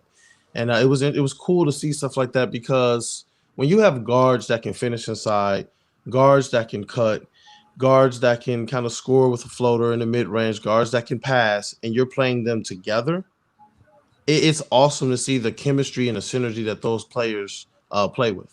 The playmaking is off the charts, and I think Saben, Killian, and Sekou, a couple lineups that they played together, the facilitating was awesome. The cutting was awesome. It was really, really cool to see, at least in those small spurts. I agree there. J-Mo, what's your takeaway for Cade Cunningham getting ready for the NBA draft? I mean, he's one of the few players that I've been knowing about since he's been in high school, because I stay really in tune with the high school scene just to see the up and coming players. Future reference, Mikey Williams gonna be cold as hell if you didn't know. No, I'm serious. Mikey Williams is gonna be a problem. Besides that, Cade Cunningham, he's an all-around player, but his best attribute is that being able to his I'll say pace. Kind of like I remember I was talking to somebody about Shai Gilgeous-Alexander and how don't know NBA players really play like him. And when I think about and we were talking about Cade and his archetype, and he was telling me, he kind of plays like Shai a little bit, to the point where that stop and start slow pace. Because sometimes Shai is going really slow pace. He'll stop and start, and he'll speed up his gear. It's a lot of gear switching. But Shai isn't really an athletic player like that. Not really. He's just he has an amazing game, and he's very finesse, and he uses his gears, and that's the one thing that Cade does. He doesn't have a very explosive first step. Isn't as athletic as some players, but he uses his gears with his stop and start motion to get to the rim and to make plays for others. But one thing I am concerned about with Cade is we don't know what position he is. A lot of people thinking he's just gonna play shooting guard or point guard by default. I don't think so. I think he's gonna be a small forward that can play make in the league. And man is 6'8", and also his playmaking is something I'm gonna have to see on the next level before I judge it for real. Because what do he average? 3 assists? Like, I don't think there's any excuse for that. Only because you can go to all of the small school guys. I'm gonna give you. Well, UCLA wasn't a small school, but they were bums. Lonzo averaged 7 assists. Trae Young went to a small school that was trash. He averaged like 9 assists. John Morant went to a small school that was trash. He averaged 8 assists. So it's been guys that go to small schools playing with a bunch of bums, a bunch of guys like us, just guys, but they still average high assist numbers. And we've seen it. And those guys, John Morant, Trae Young, and I remember telling people Trae Young was going to be great because he could pass the ball, not because he could shoot the ball. So those guys were still able to do it. So that's why with Cade, I'm going to have to see his playmaking on the next level, because I don't necessarily think look, man, everybody's playing with trash players, man. But his assist number should have been a little bit higher. But like Drew said, man, he wants to score the ball. I do think that Jalen Green is the best fit with Killian, though, because he's not a point guard at all. He can play, like Jalen Green can pass the ball. I've told you that plenty of times, but he's not a point guard. So I'd rather, pair Killian with a guy that's like Jalen Green is. I don't even know if I can call him a new age 2 guard. He's just a bucket getter, bro. And that's just what he's gonna do. If I had the first number overall pick, I already told you I'd take Jalen Green, bro. Like, just because I think right now Jalen Green can give me 16, bro, and I don't even have to think about it. I don't even have to think. I don't have to worry about. Jalen Green is the one player that I have the least questions about, because I know what he's gonna do in the league. Like, he gonna get buckets. Like everything else, every other player, I feel like I have some type of question about, except for Jalen Green, only because I know he dropping the league. He averaging 16 easily. He reminds me a lot of Anthony Edwards from last year. Yeah. Edwards is more athletic, but Jalen Green's athletic as hell, just like a pure born-bred scorer. So I want that guy. But this is similar to Edwards and LaMelo. I think, LaMelo's better than Cade, but it's like the LaMelo or you want Anthony Edwards. I'm back last time I wanted LaMelo because we didn't have a Killian, and he's a way better passer than Cade, no offense. But now that we have Killian, I'm like, yeah, I need the guy that's going to go put the ball in the basket. Of course, Cade will fit perfectly because he can play 3 positions. So he can fit. But I'd rather just have the guy that's going to score. You know what I'm saying? I want to introduce CA3 to the show, but JMO, you have pissed everybody off in the comments, man. They are on your head today, bro. Talk about how many Browns that come out here to do a rant video on you. I don't know. What rant video on what? What they mad about? I don't know what. I'm assuming it's over with the Curry stuff. You said what? Calling this player bums, man. What player is a bum? Like who did Cade play with that wasn't a bum? No, he played with this guy named Avery Anderson. He's actually a bucket, bro. Is he gonna make the NBA? Could possibly. Okay, well that's a more indictment on Cade. He played with one good player. He go average 3 assists. Like I just feel like that assist thing, we have to see it in the NBA. It wasn't a great team. I mean, I think Cade made them a lot better than what they were, but they had some solid players on this team. I was about to say Lonzo Ball, John Morant, Trae Young averaging more assists on that team. I'm just straight up. And you can say they better bashing prospects than Cade. I'm just saying. I mean, I'll tell you about Cade. First of all, I don't think Cade is a point guard in the NBA. Yep. Let's get that out of the way. Because I watched a lot of Oklahoma State games. It's like last year. I like watching Cade. But I don't think he's a point guard in the next level. I think he doesn't have the dribbling skills. Like he dribbles too high, way too often, and that's why he gets so many turnovers. And I think he'll be a solid 2. I think he'll be a good 2, and I think he could possibly be a 3. But I just don't think he'll be. I don't think he'll be a point guard. I just don't think he has the. I don't think his ball handling is up to par, and I don't think he's a quite a good enough passer to be a point guard at the next level. But think about you get from Cade. You're getting a dynamic player. He has a lot of versatility. He's got that dog in him. He's gonna make those. He's not afraid to take those shots. He's gonna make those shots. Like you watch him at Oklahoma State. He made a ton of those shots.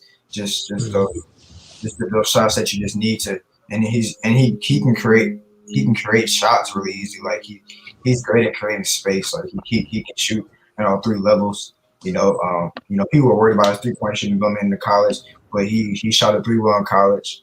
He's really got, when it comes to scoring, just being a dynamic player, he's got that. I just don't see him as a point guard in the NBA. It's good that you brought up the playmaking ability from him, because I was watching a draft breakdown on him this morning before we got ready for the show, and this dude legit has like a 10 or 15-minute video of him being clamped up, like in J-Mo's terms, Brooks on Curry, just full on clamping him up where he can't get past him. He's doing dribble moves left and right, and these guys are just like keeping up with him. So that is something too. If you were going to play him at point guard, that it's going to take him a minute. I'm not saying he can't develop those ball handling skills, but he doesn't have a bag in terms of that. He's got no sauce, nothing like that. So, I think if you get him, he'd be a 2 guard. Look, I think Cade, like I said, he's a shooting guard, small forward. But I feel like in this new positionless NBA, we get enamored with scorers who can pass. That's why even though Zion's averaging 6 turnovers a game, you got point Zion. Like, why the hell is Zion passing the damn ball? Like, are you dumb? But, Cade can pass. It's just natural. Like, Cade Cunningham to me is like a guy who he's able to pass and play make so well because of his greatness, his gravity. He creates his own gravity, and he has his own vision at 6'8" to see over the defense to where he's always drawn too. And so he has enough ability to get your passes out there. But I feel like whoever we get, Killian should be the point guard unless spots gets taken, then that's a different question. But if he's the point guard, he needs to be the one playing point because Jalen Green, Cade Cunningham sucks. That I don't think they have they could be better players, but I don't think they have the natural vision that Killian has. That stuff is just natural. But I just got some questions about Cade, and I just want to see him play in the NBA because his athleticism, his stop and start, it's just certain things that I have to see if him do it against better players. Same thing with Servetus. I was trashing him, but once I saw Servetus do those moves against NBA guys, I was like, oh boy. So I just need to see Cade cook a couple people, and like it'll be good. But I just feel like if Troy Weaver got the first pick, I'm not convinced he's taking Cade. I'm being honest. It's Troy Weaver we talking about. 2-phone Troy, man, unpredictable. Yeah. Man. Here's what we do: if we get the first pick, we trade down to the second pick, and we get Jalen Green. Hey, I do that trade down. We got that first pick too from Orlando, bro. Yeah, that's all I'm saying. Because that was gonna be my question too. That was gonna be my question to J-Mo. It's like it don't sound like if the Pistons got the first pick that he would take Cade. I don't think he would. I think he would take Jalen Green, and I would be, or maybe even Suggs. Who knows? But I just feel like Jalen Green is just like he's the one that need to be on this team. You know, I could be wrong. But I'll keep telling you. I don't know nothing about none of these players, but I know Jalen Green walking out of sleep getting 16, 15, easy at 18 years old. Like, that's the only thing that I'm confident in. So I love Cade Cunningham to death. The dude is phenomenal. He'll probably be a top 3 player from this draft. We know this, but he just has some question marks. You know what I'm saying? And he would fit great next to Killian though, because all of his question marks would not have to be answered if you're playing next to a defensive genius. Yes, I said it. Who can pass the ball? Now all you got to do is score and play make off of him. So he fits well. I said it earlier in the stream. Right now for me, it's Cade, Mobley, and Green, but Green is creeping up on that number 2 spot, man. I never realized how good Green was. I'm about to say that. I don't think y'all know, bro. Like Green just look at you and just score on you. Like I'm telling you, like scoring is so natural. You just see the difference between some people who are just born to put the ball in the basket. Like Cade wasn't born he was born to just be an all-around type. Green was like, yeah, here, scoring Gene. Like, you know what I'm saying? And I'm only rating him so highly because I don't think people really can truly understand. I don't think anybody on this panel can truly understand how hard it is to be playing in high school basketball and just hop in the G League. Like against grown men who was either, like you, a high prospect, or they've been playing basketball for years, seasoned vets all over, guys who've been on NBA rosters up and down, like, and just come in there and just cook these dudes like it's nothing. Like the dude, first of all, my problem with him, I guess you could say, is his weight. Like he's still only 180 pounds. Imagine when he get his man, like they say, the man body, when he grows up a bit, it's just gonna be bad. And he's scoring on these dudes at will, and he can shoot the ball, and he can pass the ball. He isn't perfect. He has a lot of things to work on. But when you're just talking about a raw scoring talent, I'm just taking Jalen Green, man. I don't got that many questions about that kid. I don't know how this turned into the Jalen Green show, but for the people in the comments who have not watched him play in the G League, just so you guys have some reference, he was cooking former Detroit Piston Dante Hall and current Detroit Piston Tyler Cook in the G League, bro. Like barbecue chicken, bro. He cooked Henry Allenson too. And their mama cooked Henry Allison, though. That's not an accomplishment. We don't discuss that name here. Yeah, Henry Trashison. I swear, man, he got to be like. I remember me and Bravo was talking about the worst pick, and I'm like, no, it's him. Now, Pete, it's your time to shine in the comments, man. If you guys got any questions, drop them down below. It is Free Smoke Saturday. You guys have already been going at it with J-Mo. But if you guys got some draft-related questions, playoff questions, off-season questions, anything below, drop it down. Make sure you guys go follow Detroit Kool-Aid on Instagram and Twitter, as he is part of Woodward Sports as well. We'll be doing a lot of cool stuff over there. So you want to go subscribe to Woodward and download their app. The link to their channel is also in the description. You can go over there and subscribe. And the app is called Woodward Sports. It's got Woodward and Sports on the app icon. You can't miss it, man. Can't miss it. That way you can watch all the podcasts and stuff over there. And make sure you subscribe to 313JMO and CA3. Their links to their channels are also in the description with the rest of the DSA members. So I just want to appreciate you guys for rocking with us, man. Make sure you guys like that video and drop your questions down below. I'll tell you what, though, while we're waiting for questions, I cannot stand to watch the Brooklyn Nets right now, bro. This is dumb, bro. I'm watching this The game. Lakers not playing, though. Yeah, I don't know, man. Nets on watch, dog.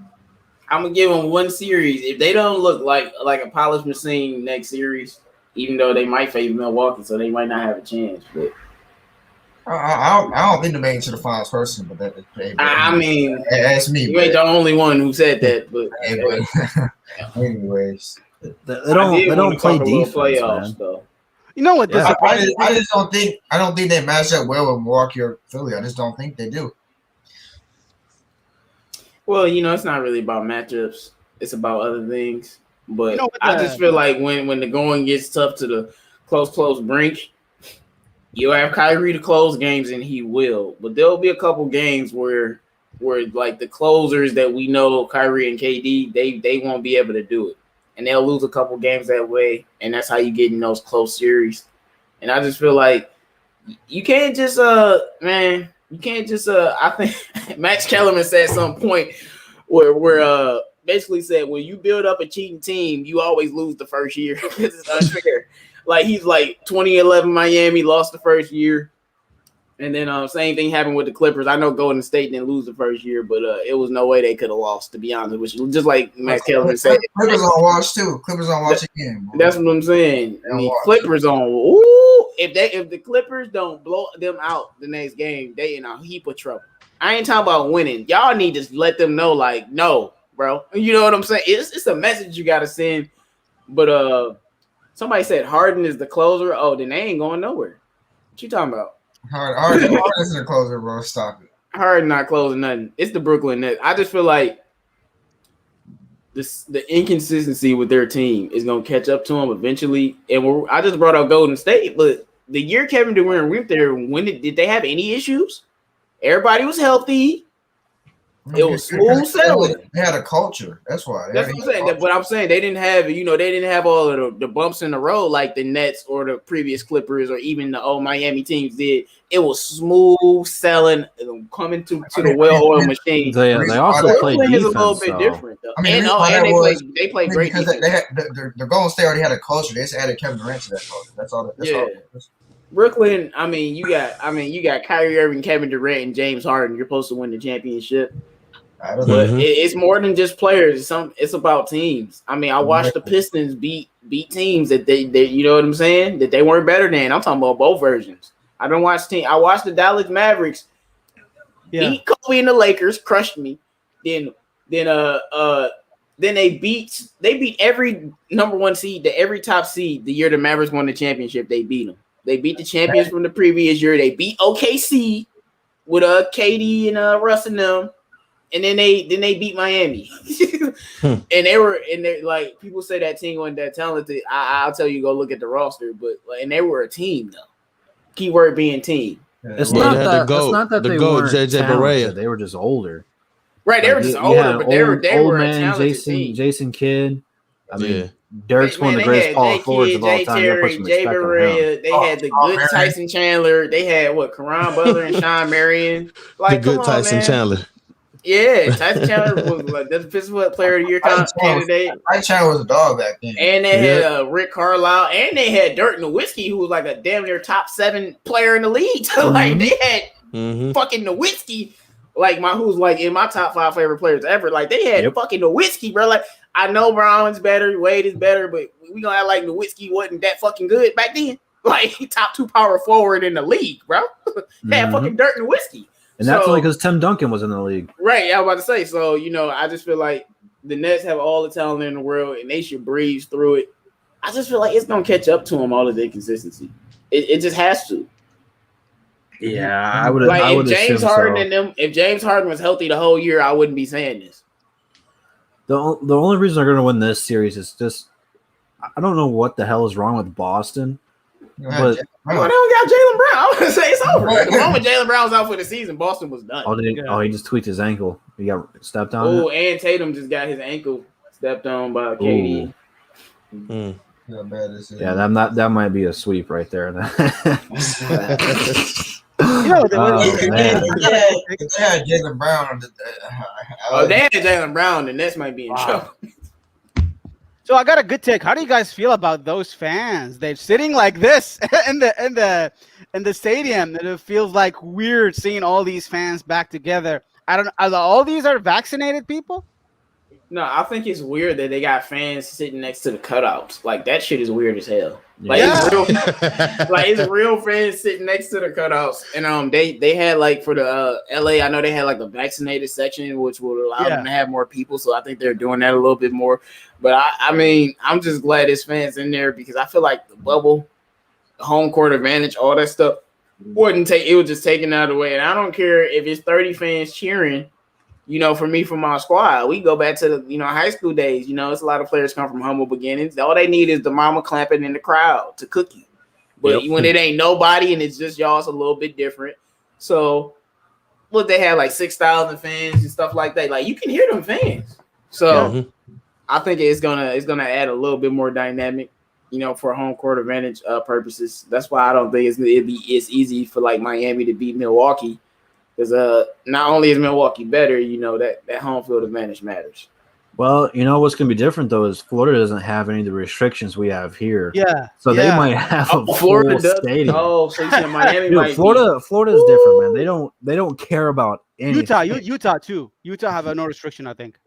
Yeah. So I would assume when they play the series in Miami, they'll have pretty close to a real packed advantage house. for Miami. So Miami might win 2 games at home. Off of that, I know that. Texas don't care, but I don't. That first game today, the Bucks better be worried, bro. The Bam and Jimmy play that bad and they still almost beat you. I don't know about all that. I'm just they didn't play well at all. Did Giannis play well? No. He was okay, but like if Giannis is playing like that and Chris Middleton is hitting game winners, y'all in trouble. Once Chris Middleton hit this shot, they losing in 5. I mean, Bam only had like 9 points, and Jimmy had what he was like. Well, Bam and Jimmy got clamped by Giannis, but they don't want to talk about that. They just want to talk about what Bam did to Giannis for some reason. But Giannis completely shut down Jimmy, and whenever he was on Bam, completely shut him down. Like that's why they didn't play well. Giannis guarded Jimmy the whole game. Yeah. The only thing Jimmy did was get that last play. He got the one that mattered. I'll give him credit. That was the one that mattered. All they had to do was just force him to shoot threes. I've never seen Jimmy Butler take so many damn threes, bro. I'm like, why the fuck are you shooting threes? But see, that's that competition. He was trying to, it was some Giannis stuff because he took way too many threes. I'm like, why are you taking threes? Like you can shoot that boy. Nah, man, that Bucks team is way different, bro. Bryn Forbes, I know. Bobby Porter, they got players who can make playoff baskets. I told y'all, Drew Holiday, Miami, man. I'll tell everyone this: put all your money on Duncan Robinson. He gonna do this shit every game. Yeah. I'm not joking. I know people last offseason when the bet started up made hundreds of thousands of dollars off of Duncan Robinson. I didn't because I wasn't betting on him. That man hit 6 3. It's a matchup thing. They can't guard him. It's a matchup thing. So you want to make you some money. I'm helping you out. Duncan Robinson going to go crazy the whole series. Letting you know. I believe that, man. He shot the ball great today, man. Great. I'm just sitting up here like, why didn't I bet more money on this guy? I'm like, bro, when he pulled that one in Chris Middleton's face, I was like, okay, yeah. Like, yeah, he's fooling now. He was starting to hit some of them Klay Thompson-esque shots. I'm like, all right, Duncan, chill out. But that's the only reason why they were really in the game, Carl. Duncan Robinson hit like 7 3-pointers. Like that, they had Milwaukee is not gonna have. Well, they had like 5 threes. They only had made like 5 3-pointers and they won the game. Like that's what I'm saying. Like if Milwaukee knew how to hit some free throws, that game would have been a blowout. Free throws or threes, they couldn't hit any 3-pointer. Like you hit 18 3-pointers. They missed like 12 free throws too, bro. Yeah, that's gonna happen. You know who else missed 12 free throws? The Clippers. Oh, they did? Dude, every time someone got to the line, they split. I think Morris got in there in the fourth quarter and he missed 2 of them. I don't know if I've ever seen Marcus miss 2. Cam Shidner said he won 100 on Miami Heat plus 5.5. Wait, I thought they lost by 3 though. How did you win money on that? He probably bet on the spread. No, yeah, but the spread they lost by whatever. I got a question. If the Clippers lose this series, do you guys see Kawhi leaving them? 100%. Yep. Mm-hmm. Well, that's kind of really crazy. They traded all these picks for Kawhi, and he leaves them. I don't know if it's happening, but I wouldn't really be surprised if he leaves to Miami. They didn't trade the picks for Kawhi. They traded the picks for Paul George. Yeah. I mean, it was for Kawhi. It was worse. Kawhi, technically. Well, no, it was for Kawhi, but like I watch other sports shows, and some of these guys, He said if they lost by, they lost by 3. So you bet on Milwaukee. So you said you bet on the Heat. So you bet on Milwaukee to cover the spread. But no, Kawhi. Some people were talking about him going to Golden State, and I'm like, oh shit. No, he bet on the Heat to meet the spread, like to meet the spread. That's what he's saying. Because it's either Miami or Los Angeles. Let's face it. That's the two cities. Man, if he go to Golden State, dog. Man. See, no, he's not going to go to Golden State. That's playing with fire. He went to the Clippers because he wants to be the guy in a big city. So if he went there, it's still going to be Steph's team. It's kind of why KD left, though. I feel like. I mean, look. Unless LeBron's on your team, it's gonna be Steph's team. But Kawhi's a made man coming to Golden State. It's way different. Back-to-back champ, MVP, defensive player of the year. You know, KD came there with his tail between his legs after they lost 3-1, not a champion. A little bit different. I'm being a little bit different. So it'll still be Steph's team, but who didn't make the playoffs the last 2 seasons? Ding, ding, ding. Golden State. So if they're adding Kawhi, you see them. You see where I'm going? Like, it's not going to be the same because Kawhi will be the one taking them to the playoffs. I know Clay is hurt. Ain't no damn excuse. They're 1 game out of the playoffs. I don't want no excuses. But then you're talking about some scary stuff. But I'm tired of super teams. But if he go to Golden State, you about to see new Golden State fans popping up every week.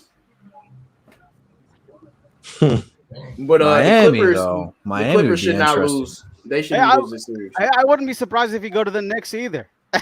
Nah, he's not going to the Knicks. Knicks are a good team, man. No, but he's not going there. Yeah, probably like he's going to Miami or Golden State. I mean, I don't see other teams. He might just stay and get Paul George ass out of there. Paul George is stuck there, bro. You said the problem Paul George is stuck there. They just signed an extension for that man. Their problem is they need more scoring. Yeah, remember that? Like during the summer, he signed an extension this offseason. Yeah, he signed an extension. But they got old Reggie Jackson trying to take over the game. They're kind of stuck with Paul George. They couldn't get anybody else. They had to keep him. They messed up with that Luke Kennard contract, man. Hey, don't blame Luke. He ain't did nothing but play his role. I know they make sure they overpay like Luke. Got nothing to do with PG and Kawhi. What did he get? 4 years, 64 mil. Kawhi. Yeah, I don't think he worth it. I'm so happy we didn't really pay him that money, and he went to the Clippers. He's worth it if you give him playing time. He's not gonna be worth it if you playing him 12 minutes off the bench. He can't defend, man. He can't defend. You can't have that boy on a super team and you paying him that much money. You're not gonna use him. Shoot. They probably could have used him tonight. Shoot. But you want to have Reg and E. Jackson out there and Pat Bum Beverly out there. Give Rondo Luke Kennard. It should be. I don't know why Reggie playing all the minutes, bro. Right. Luke did not even play today. I think he would have made some difference. Reggie just for played spacing. 22 minutes and had 2 points or something like Garbage as hell. And Luke is actually. Last time we seen Luke in the playoffs, he was balling. That's all I'm gonna say. So. Yeah, I think the Clippers will lose in 6. I don't know. It's too early. I'm not gonna say the Clippers gonna lose until I see this next game. Yeah, exactly. See, it's really tough because they were after Luka dropped 31. They really started to double team him and make him hard for him to shoot. But guys like Finney Smith, dude, he had 18 points. He hasn't had a game like that all year long. And then Tim Hardaway was hitting his shots. Porzingis starting to get some dunks down low. The rest of the guys stepped up and started hitting their shots. So maybe next team they don't hit all those shots, but look at all these fans. That's why Porzingis got to stop. Porzingis got to stop. When they double team Luka, he got to stop popping out to the 3-point line. He got to go to the rim. Man, yeah, I don't even want to talk about Porzingis, dog. But I just want to say, no, that's what I was saying. They got that playoff experience last year, even if it was only 1 round, so they not hesitating anymore. Finney Smith and Hardaway, they shooting with confidence, no matter what point in the game. This boy Hardaway, I just feel like I don't understand. The Clippers is the one recent super team in memory, where team. They just do all the disrespectful stuff to this team. That Tim Hardaway looked at Kawhi, the defensive player of the year, and pulled in his face. Like he just wasn't there. I'm just like, bro, we saw what the Nuggets did to him. We saw what the Clippers did to him. The Mavs last year. I just feel like people be out here like they be treating Clippers like little brother, even though they supposed to be big brother. You know what I'm saying? But I'm not gonna say they're gonna lose this series. They got Kawhi and Paul George. I have to see that next game. But if they win by like 1 or 2 next game, no. I gotta see. I see Pandemic P is already trending, just saying. I mean, he had a good game though, didn't he? He played all right. It wasn't all He had a good second half, but played horrible in the first half. I mean, he had a good second half. I wouldn't even say he played horrible. I just thought he just played. In the first, I just say he. In the first half, he played like garbage. I ain't gonna lie. In the first half, he played like garbage, but second half, he stepped his game up. He did. Oh no, man. They just got beat, dog. You can't. I wouldn't even blame Paul George or Kawhi. They just lost. The world player stepped up and made shots. No, but Paul George played well, I think, today, right? Yeah, I think he played well too. I mean, yeah. I mean, to me, he made his mark in the second half. Like he had a really good second half. Like to me, he didn't have to do nothing first half. Kawhi was going, Rondo was hitting threes. Like he didn't have to do much, but he had to step it up in the second half when they needed him. I blame Kawhi. Why did you leave the Raptors? You had a really good chemistry, good team, good championship. He wanted to go back home, man. Yeah, I know, but he had a better chance winning. If he was stayed on the Raptors, I think they would have won last year too. No, they wouldn't have. Yeah, we don't know, but I think he had a better chance in the Raptors than they would have beat the Lakers. No, they. That's right. The Lakers are good, but at least they could have had a chance to make a final. They probably you probably would have saw Raptors versus Lakers maybe, but I don't think they won the championship. No, he should have never left. But you got to understand, Bravo, especially once you win, everything changes, man. Once he got that little one ring. It's not about winning 50 championships. It's about being comfortable. It's about his brand and all that, blah, blah, blah, blah, blah. That's all the players care about. I can't blame him. Focus on your brand and your money and all this stuff. But that boy had 2 chips, man. He's about to go back home, like Carl was saying. Like, I'm about to go home and try to win there. Yeah. This ain't working because y'all trying to build a super team. I just feel like free agent, man. They should have, man. I feel like they might be in a better situation if they just, man, first of all, y'all should have just kept Shea. And just been like, no, I'm trying to tell you, Kawhi, go look at Paul George playoff numbers. He ain't like that. I'm trying to tell you, you don't want him, man. We got young Shea here. We got young Danilo Gallinari. And we got some pieces. Let's build. No, let's trade 5 first-round picks for Paul George. But Kawhi put himself in this situation, so it's all on him. He wanted to give up all those assets, man. But I saw somebody in the chat earlier ask, how do we feel about Dwayne Casey being extended? Well, you know how I feel. But I'm worried, man. I was trusting Troy Weaver for a while until he did that. I don't know what he was thinking. It's only an extra year. No, I thought he got like a multiple year extension. It was only like 1 or 2 years. It wasn't anything. No, but it was 1 or 2 years on top of what he already had. So to me, that's multiple years. That's like 3 more years. When he signed, it was a 4 or 5 year deal. 5-year deal. So he just got extended for that because if you look at it, man, I don't know if the Pistons are going to compete next year or not. If you're going to give it one more season of just being okay, because we're not going to have this high of a draft pick next year anyway. Even if we don't make the playoffs, we're going to be like the 12th or 11th seed, just missing the play-in tournament. I think they want to see this thing through, develop the young guys all the way, and try to see what Casey can do, man. Because Casey's not the worst coach of all time. He's not. He's just Phil average. Jackson. Yeah, he's average. That's the problem. You know what though? I'll still take him over Stan Van Gundy. Oh my God, who you telling? I'm sorry, Dwayne Casey, for putting the blasphemy on your name, for ever disrespecting all the hard work you ever put in your life for me to say the stupid shit that SBG was better than you. I'm so sorry, bro. I was dumb as hell that day. He is not even close. Like, that's how bad SBG is, y'all. He got me apologizing to Dwayne Casey. Like that man don't know. Zion averages 5 turnovers playing PG, but you got Lonzo Ball, but you want Zion. Like, I can't get that out of my head. Like, it doesn't make sense. it don't make sense.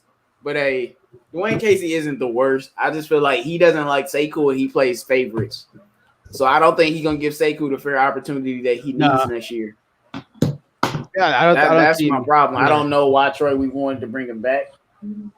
Because he's not the coach that's gonna take us to a championship or even like deep in the playoffs. So I mean, but when you look at the landscape, it's not that many other opportunities and not that many other coaches. So Troy might have been like, that's just the best thing we can have. He doesn't hurt the team. He fits the culture. Yada yada yada. I just hope he stop playing favorites, man. I like the Memphis coach. He's really like a young, good coach. I like that coach.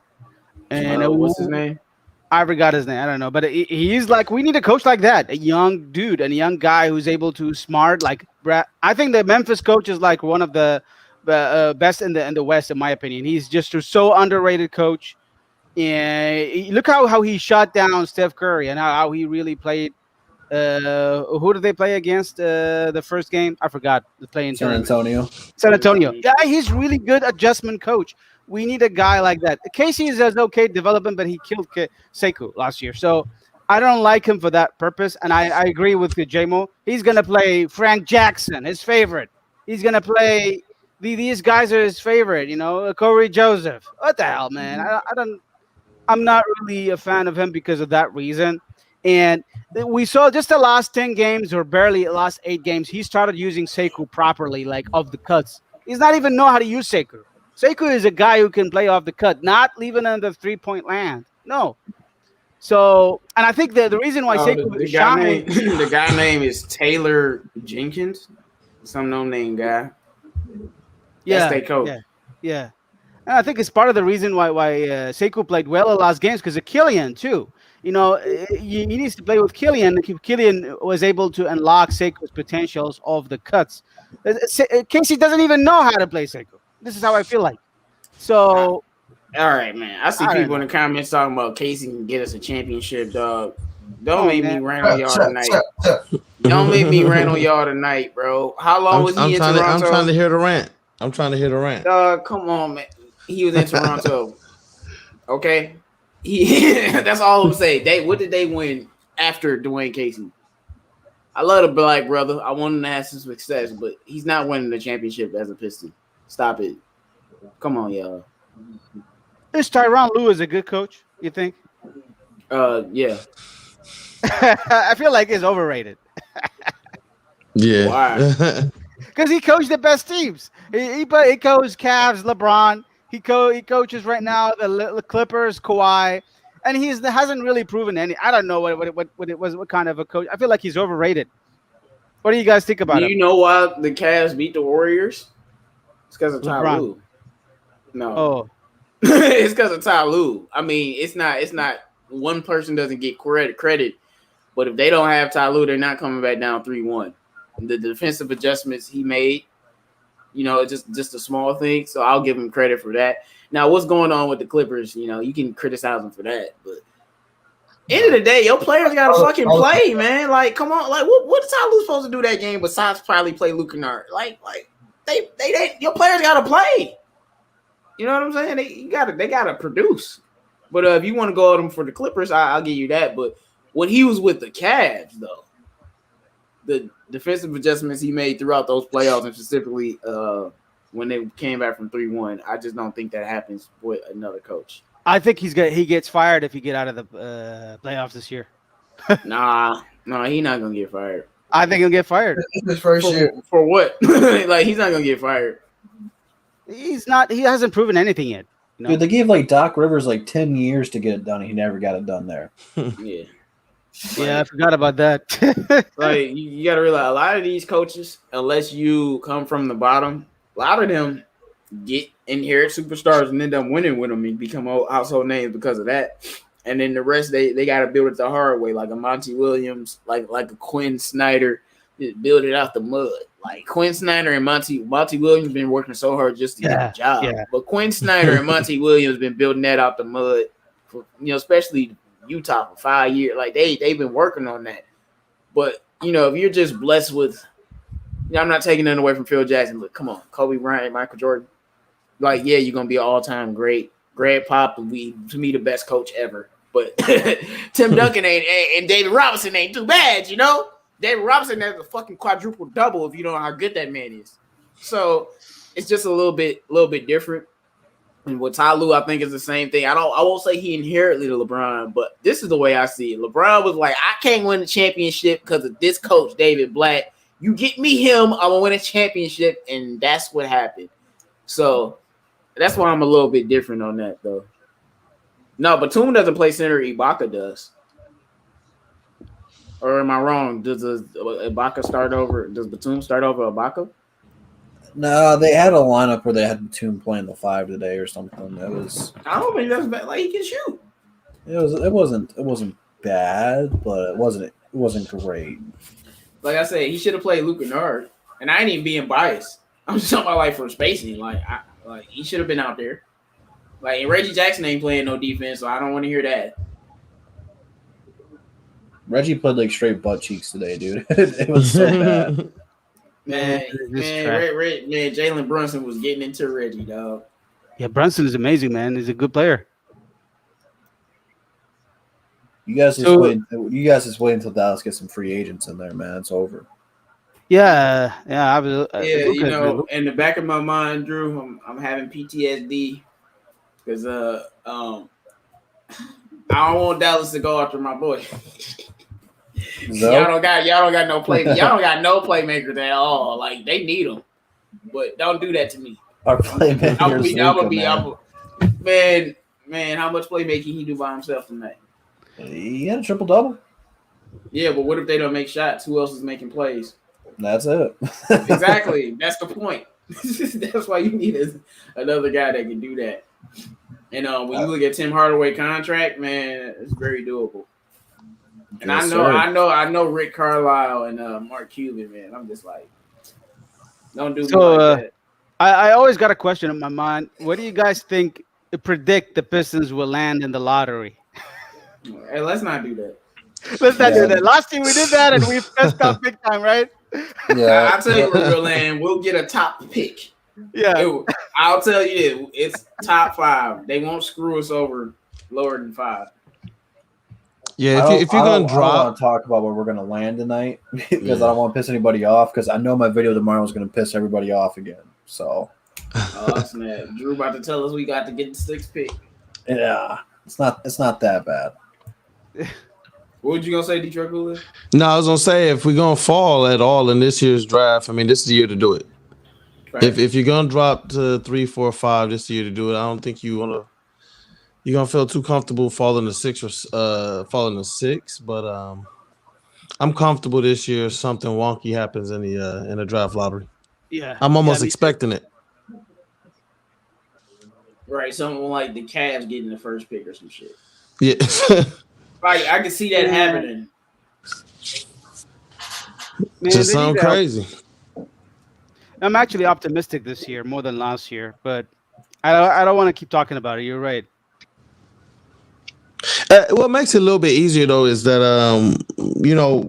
Troy Weaver, his staff, Casey and his development staff, the eye that these people have shown at least early. Obviously we're all hoping that they can replicate that same success to a greater degree this year.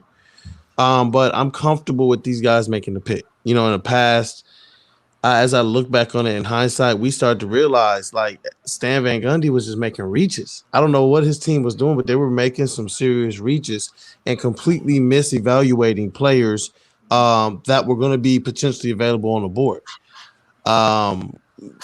To the point that Sekou to this day, would that be considered SVG's best draft pick? Sadly, yeah, technically. No. Hold on. SVG didn't draft Sekou. Or was that? I was about to say, or was that Stefanski? Oh no, that was Stefanski. No, that was Stefanski. Luke Kennard. So Luke. Yeah, Luke Kennard. Yeah, and when you look at where he was taking the players around, it's like I like Luke Kennard, but it's easy to tell that the previous regimes just had a hard time identifying who was going to be that next level player. And this is with lottery draft picks. I think they did a decent job on picks outside of lottery, second rounders and such, but you got to get it right. When you get the opportunity to top team, you got to get it right. This is my thing. None of us work in the NBA for now, at least. And it's not like we're scholars at this, but I guarantee you we would have drafted better players. And if I can see that, why can't y'all? And that's my problem. Like it's not it's not that hard to maybe it is. It actually probably is that hard because they stupid. But I just don't understand some of those things. And I feel like Troy Weaver, 100%. He damn near picked every player we liked. We talked about Saddiq Bey and Killian Hayes. We talked about Killian a lot, of course, but we mentioned Saddiq Bey a lot. Him and Naismith. We talked about them all the time. So I know if we get the 5th pick, we'll get a great player, but I'm just biased. I want Jalen Green. I don't care if it's 3 more Jalen Greens. I want Jalen Green. Yeah, I want so. I don't have any doubt in my mind Troy Weaver is gonna draft a damn near perennial all-star if we get the 5th pick. But I'm gonna be salty. That's all. I'll be honest with you guys. If we miss on the top 3, I hope not. I'll be super happy if we draft Davion Mitchell over Kuminga and over Suggs too. I'll be happy with Davion Mitchell over Suggs. People don't look at Davion Mitchell much because he's not at the top 5, but I think he is in the conversation. I think he's going to be the steal of the draft. He's going to be one of the best, the Saddiq Bey of the draft is Davion Mitchell. I'm real. Nobody is really talking about him. I've watched some Baylor games. I was watching the game against Cade Cunningham.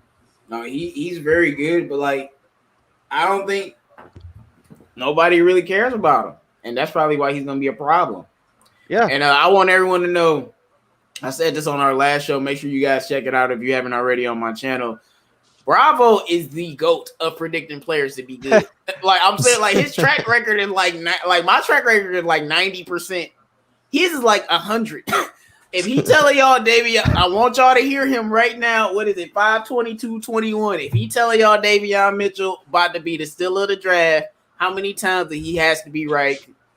Come on, man. So the dude is explosive, man. You love every part of his game. He's gonna be the kind of he carries that kind of Marcus Smart defense. He shuffles his feet so quick.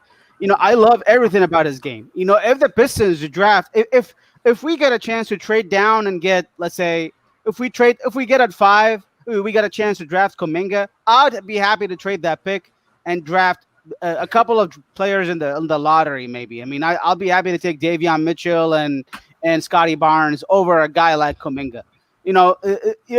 This kid Mitchell, watch him. Hey, he's gonna be really good in the NBA. Scotty Barnes.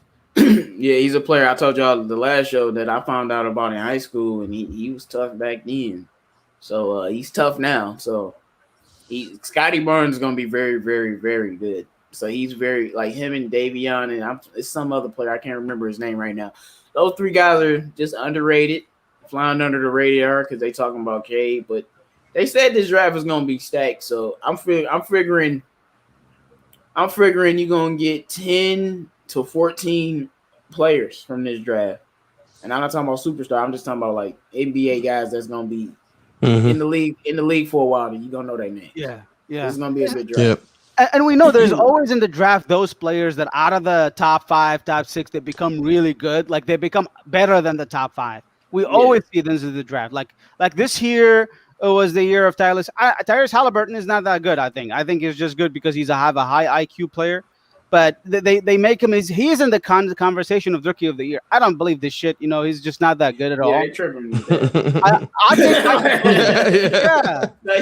Saddiq Bey had a better rookie season than Halliburton. Dude, Patrick Williams is better than him. What are you? I can sit quiet and listen because y'all are saying everything that I'm feeling, everything, especially with that Halliburton. Get that out of here.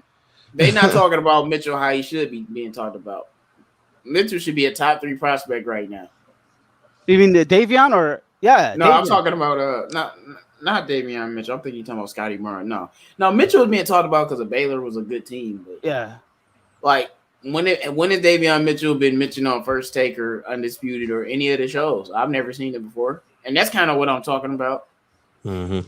the basketball purists like Troy. I guarantee you, Troy Weaver know who the hell he is. That was about to be my question. That was about to be, yo, how comfortable are you guys heading into these drafts, heading into the offseason, heading into the summer league? Because that's another place that I think that's a crucial place. Think about the players that we're going to be able to select to be a part of the summer league team. Like, I can't even wait to get to that point. Not just the draft picks, but the undrafted players, the signees. Like, I am genuinely excited for the offseason simply because of Troy Weaver. Like, I'm comfortable. I'm excited.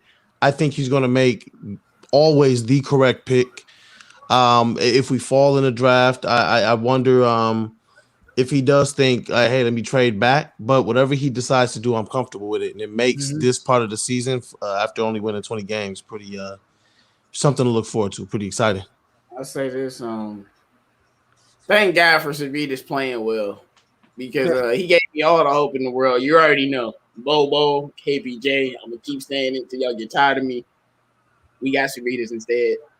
I'm excited because I need to see Savitas ball in the summer league, and I'll be like, yes, I knew he could do something.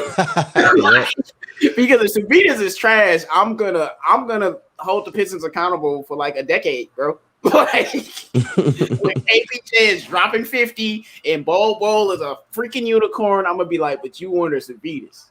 But I don't want to have to do that. I did want to say, Troy said Halliburton is good. Just because we passed on him don't mean we have to face reality. Go look at what I said about Halliburton before he got drafted. I was right. So he's exactly what I thought he was going to be, but he's not going to be nothing special when it comes to being a superstar. And he had a better rookie season than Killian. Yeah, he did. But what happened when Killian faced him? Cooking his ass. So I don't care. Mm-hmm. Y'all want to talk about that? What happened when Halliburton came for Killian neck? Got his ass cooked. Yeah, I don't really like him. Not because we know he's got a really high IQ. I liked him because he's high IQ. Like we said, he's going to be a polished player, NBA ready, and he can shoot the basketball and pass. That's exactly what he can do. But when it comes to like being a high level all-star with high level potential, I don't see it like that for him like that. Like Halliburton could be like Tim Hardaway right now, but he can pass the ball and play defense a little bit better. But he's not as a pure scorer, but I watched him a whole lot. I had to see what the hype was about, but he didn't have a better rookie season than Saddiq Bey. That's just bullshit. To me, Saddiq Bey was the third best rookie this year. Like, period. Nothing else to be said on that one. Yeah, he played for Detroit though. So, I think he's just good. Is like he's like Halliburton is gonna be as good like kind of Sean Livingston. I don't think he's a better shooter than Sean Livingston for sure, but he's like that kind of player. Reminds me.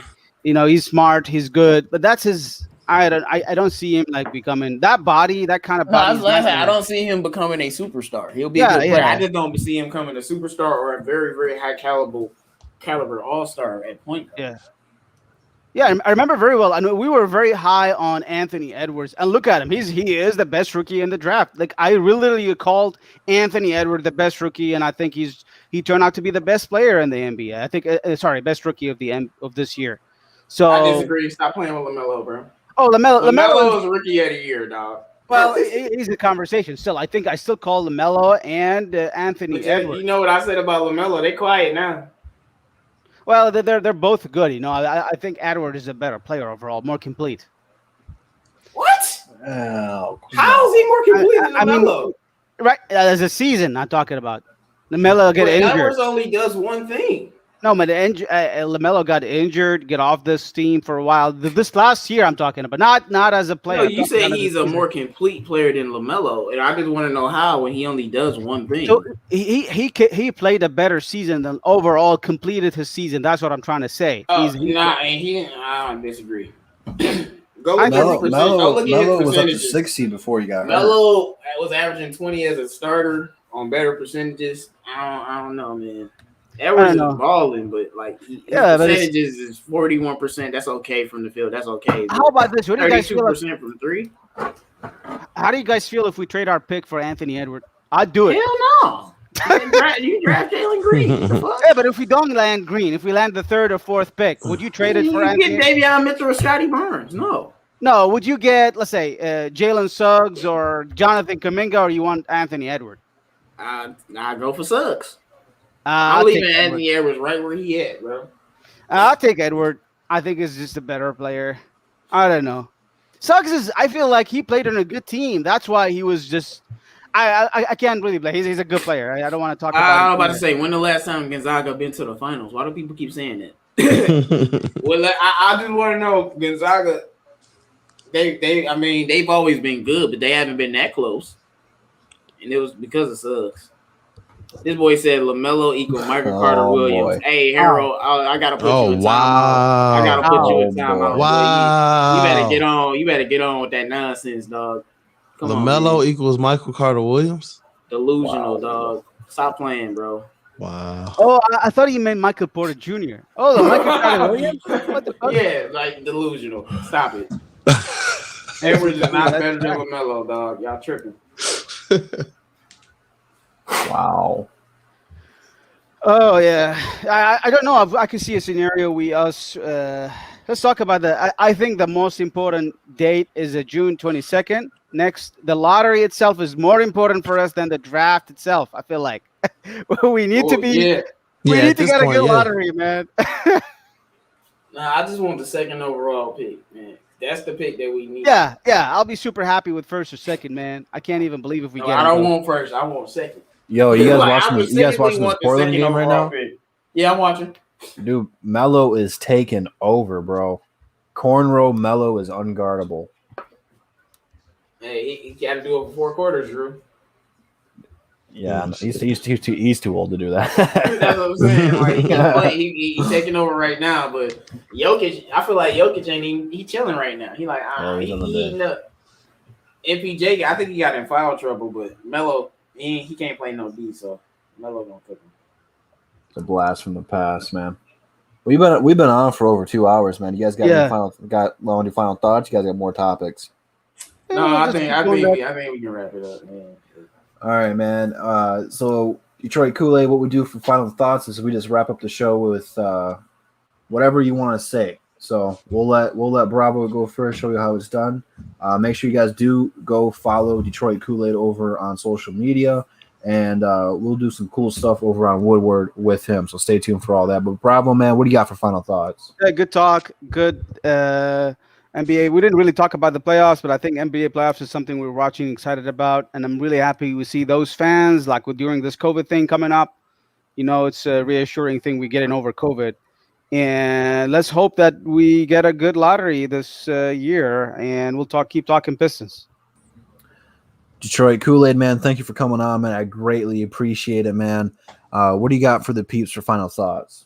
No, man, I definitely appreciate the invite. I look forward to some more of these talks and what we're going to do at Woodward Sports. I appreciate the knowledge, man. Bravo and J-Mo, man, y'all are some really, really knowledgeable cats, man. It was really cool to hear you guys get in detail about even when we get down to pick 5 or pick 6, the types of players we should be looking at. So love Pistons talk, love Pistons Twitter, man. Love Detroit doing what he's doing. And I'm looking forward to the 22nd of June. Heart of the city, Mr. Free Smoke Saturday himself, man. What do you got for the peeps for final thoughts?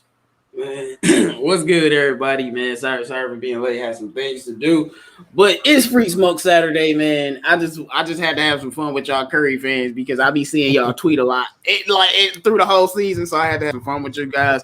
But I just want to say, with the Pistons, at the end of the day, we need a difference maker. We have difference makers, but we need another one.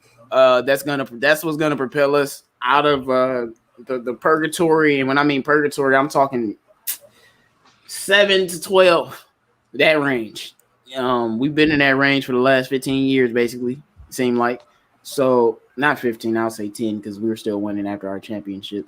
But that's why we really need a difference maker in this draft. Jalen Green, Cade Cunningham, Mobley, Mitchell, Scotty Barnes, Suggs, whoever it is. I just hope that we can get that player. And we will continue to do prospects next week. You know who you want to do next week. We can just go straight to my boy Jalen Green, so I can just fawn over him all day. Yeah. So we'll probably be talking about Jalen Green next week. That's who I want, man. That's who I want. That's who Jalen Green all the way. I don't think people get me sometimes. I'm not saying he's gonna be better than Cade. I'm just saying I know what he gonna give me. And I know he can build off of that, and that's why I want him. It's not even that deep. I know he can score the damn ball. I want him.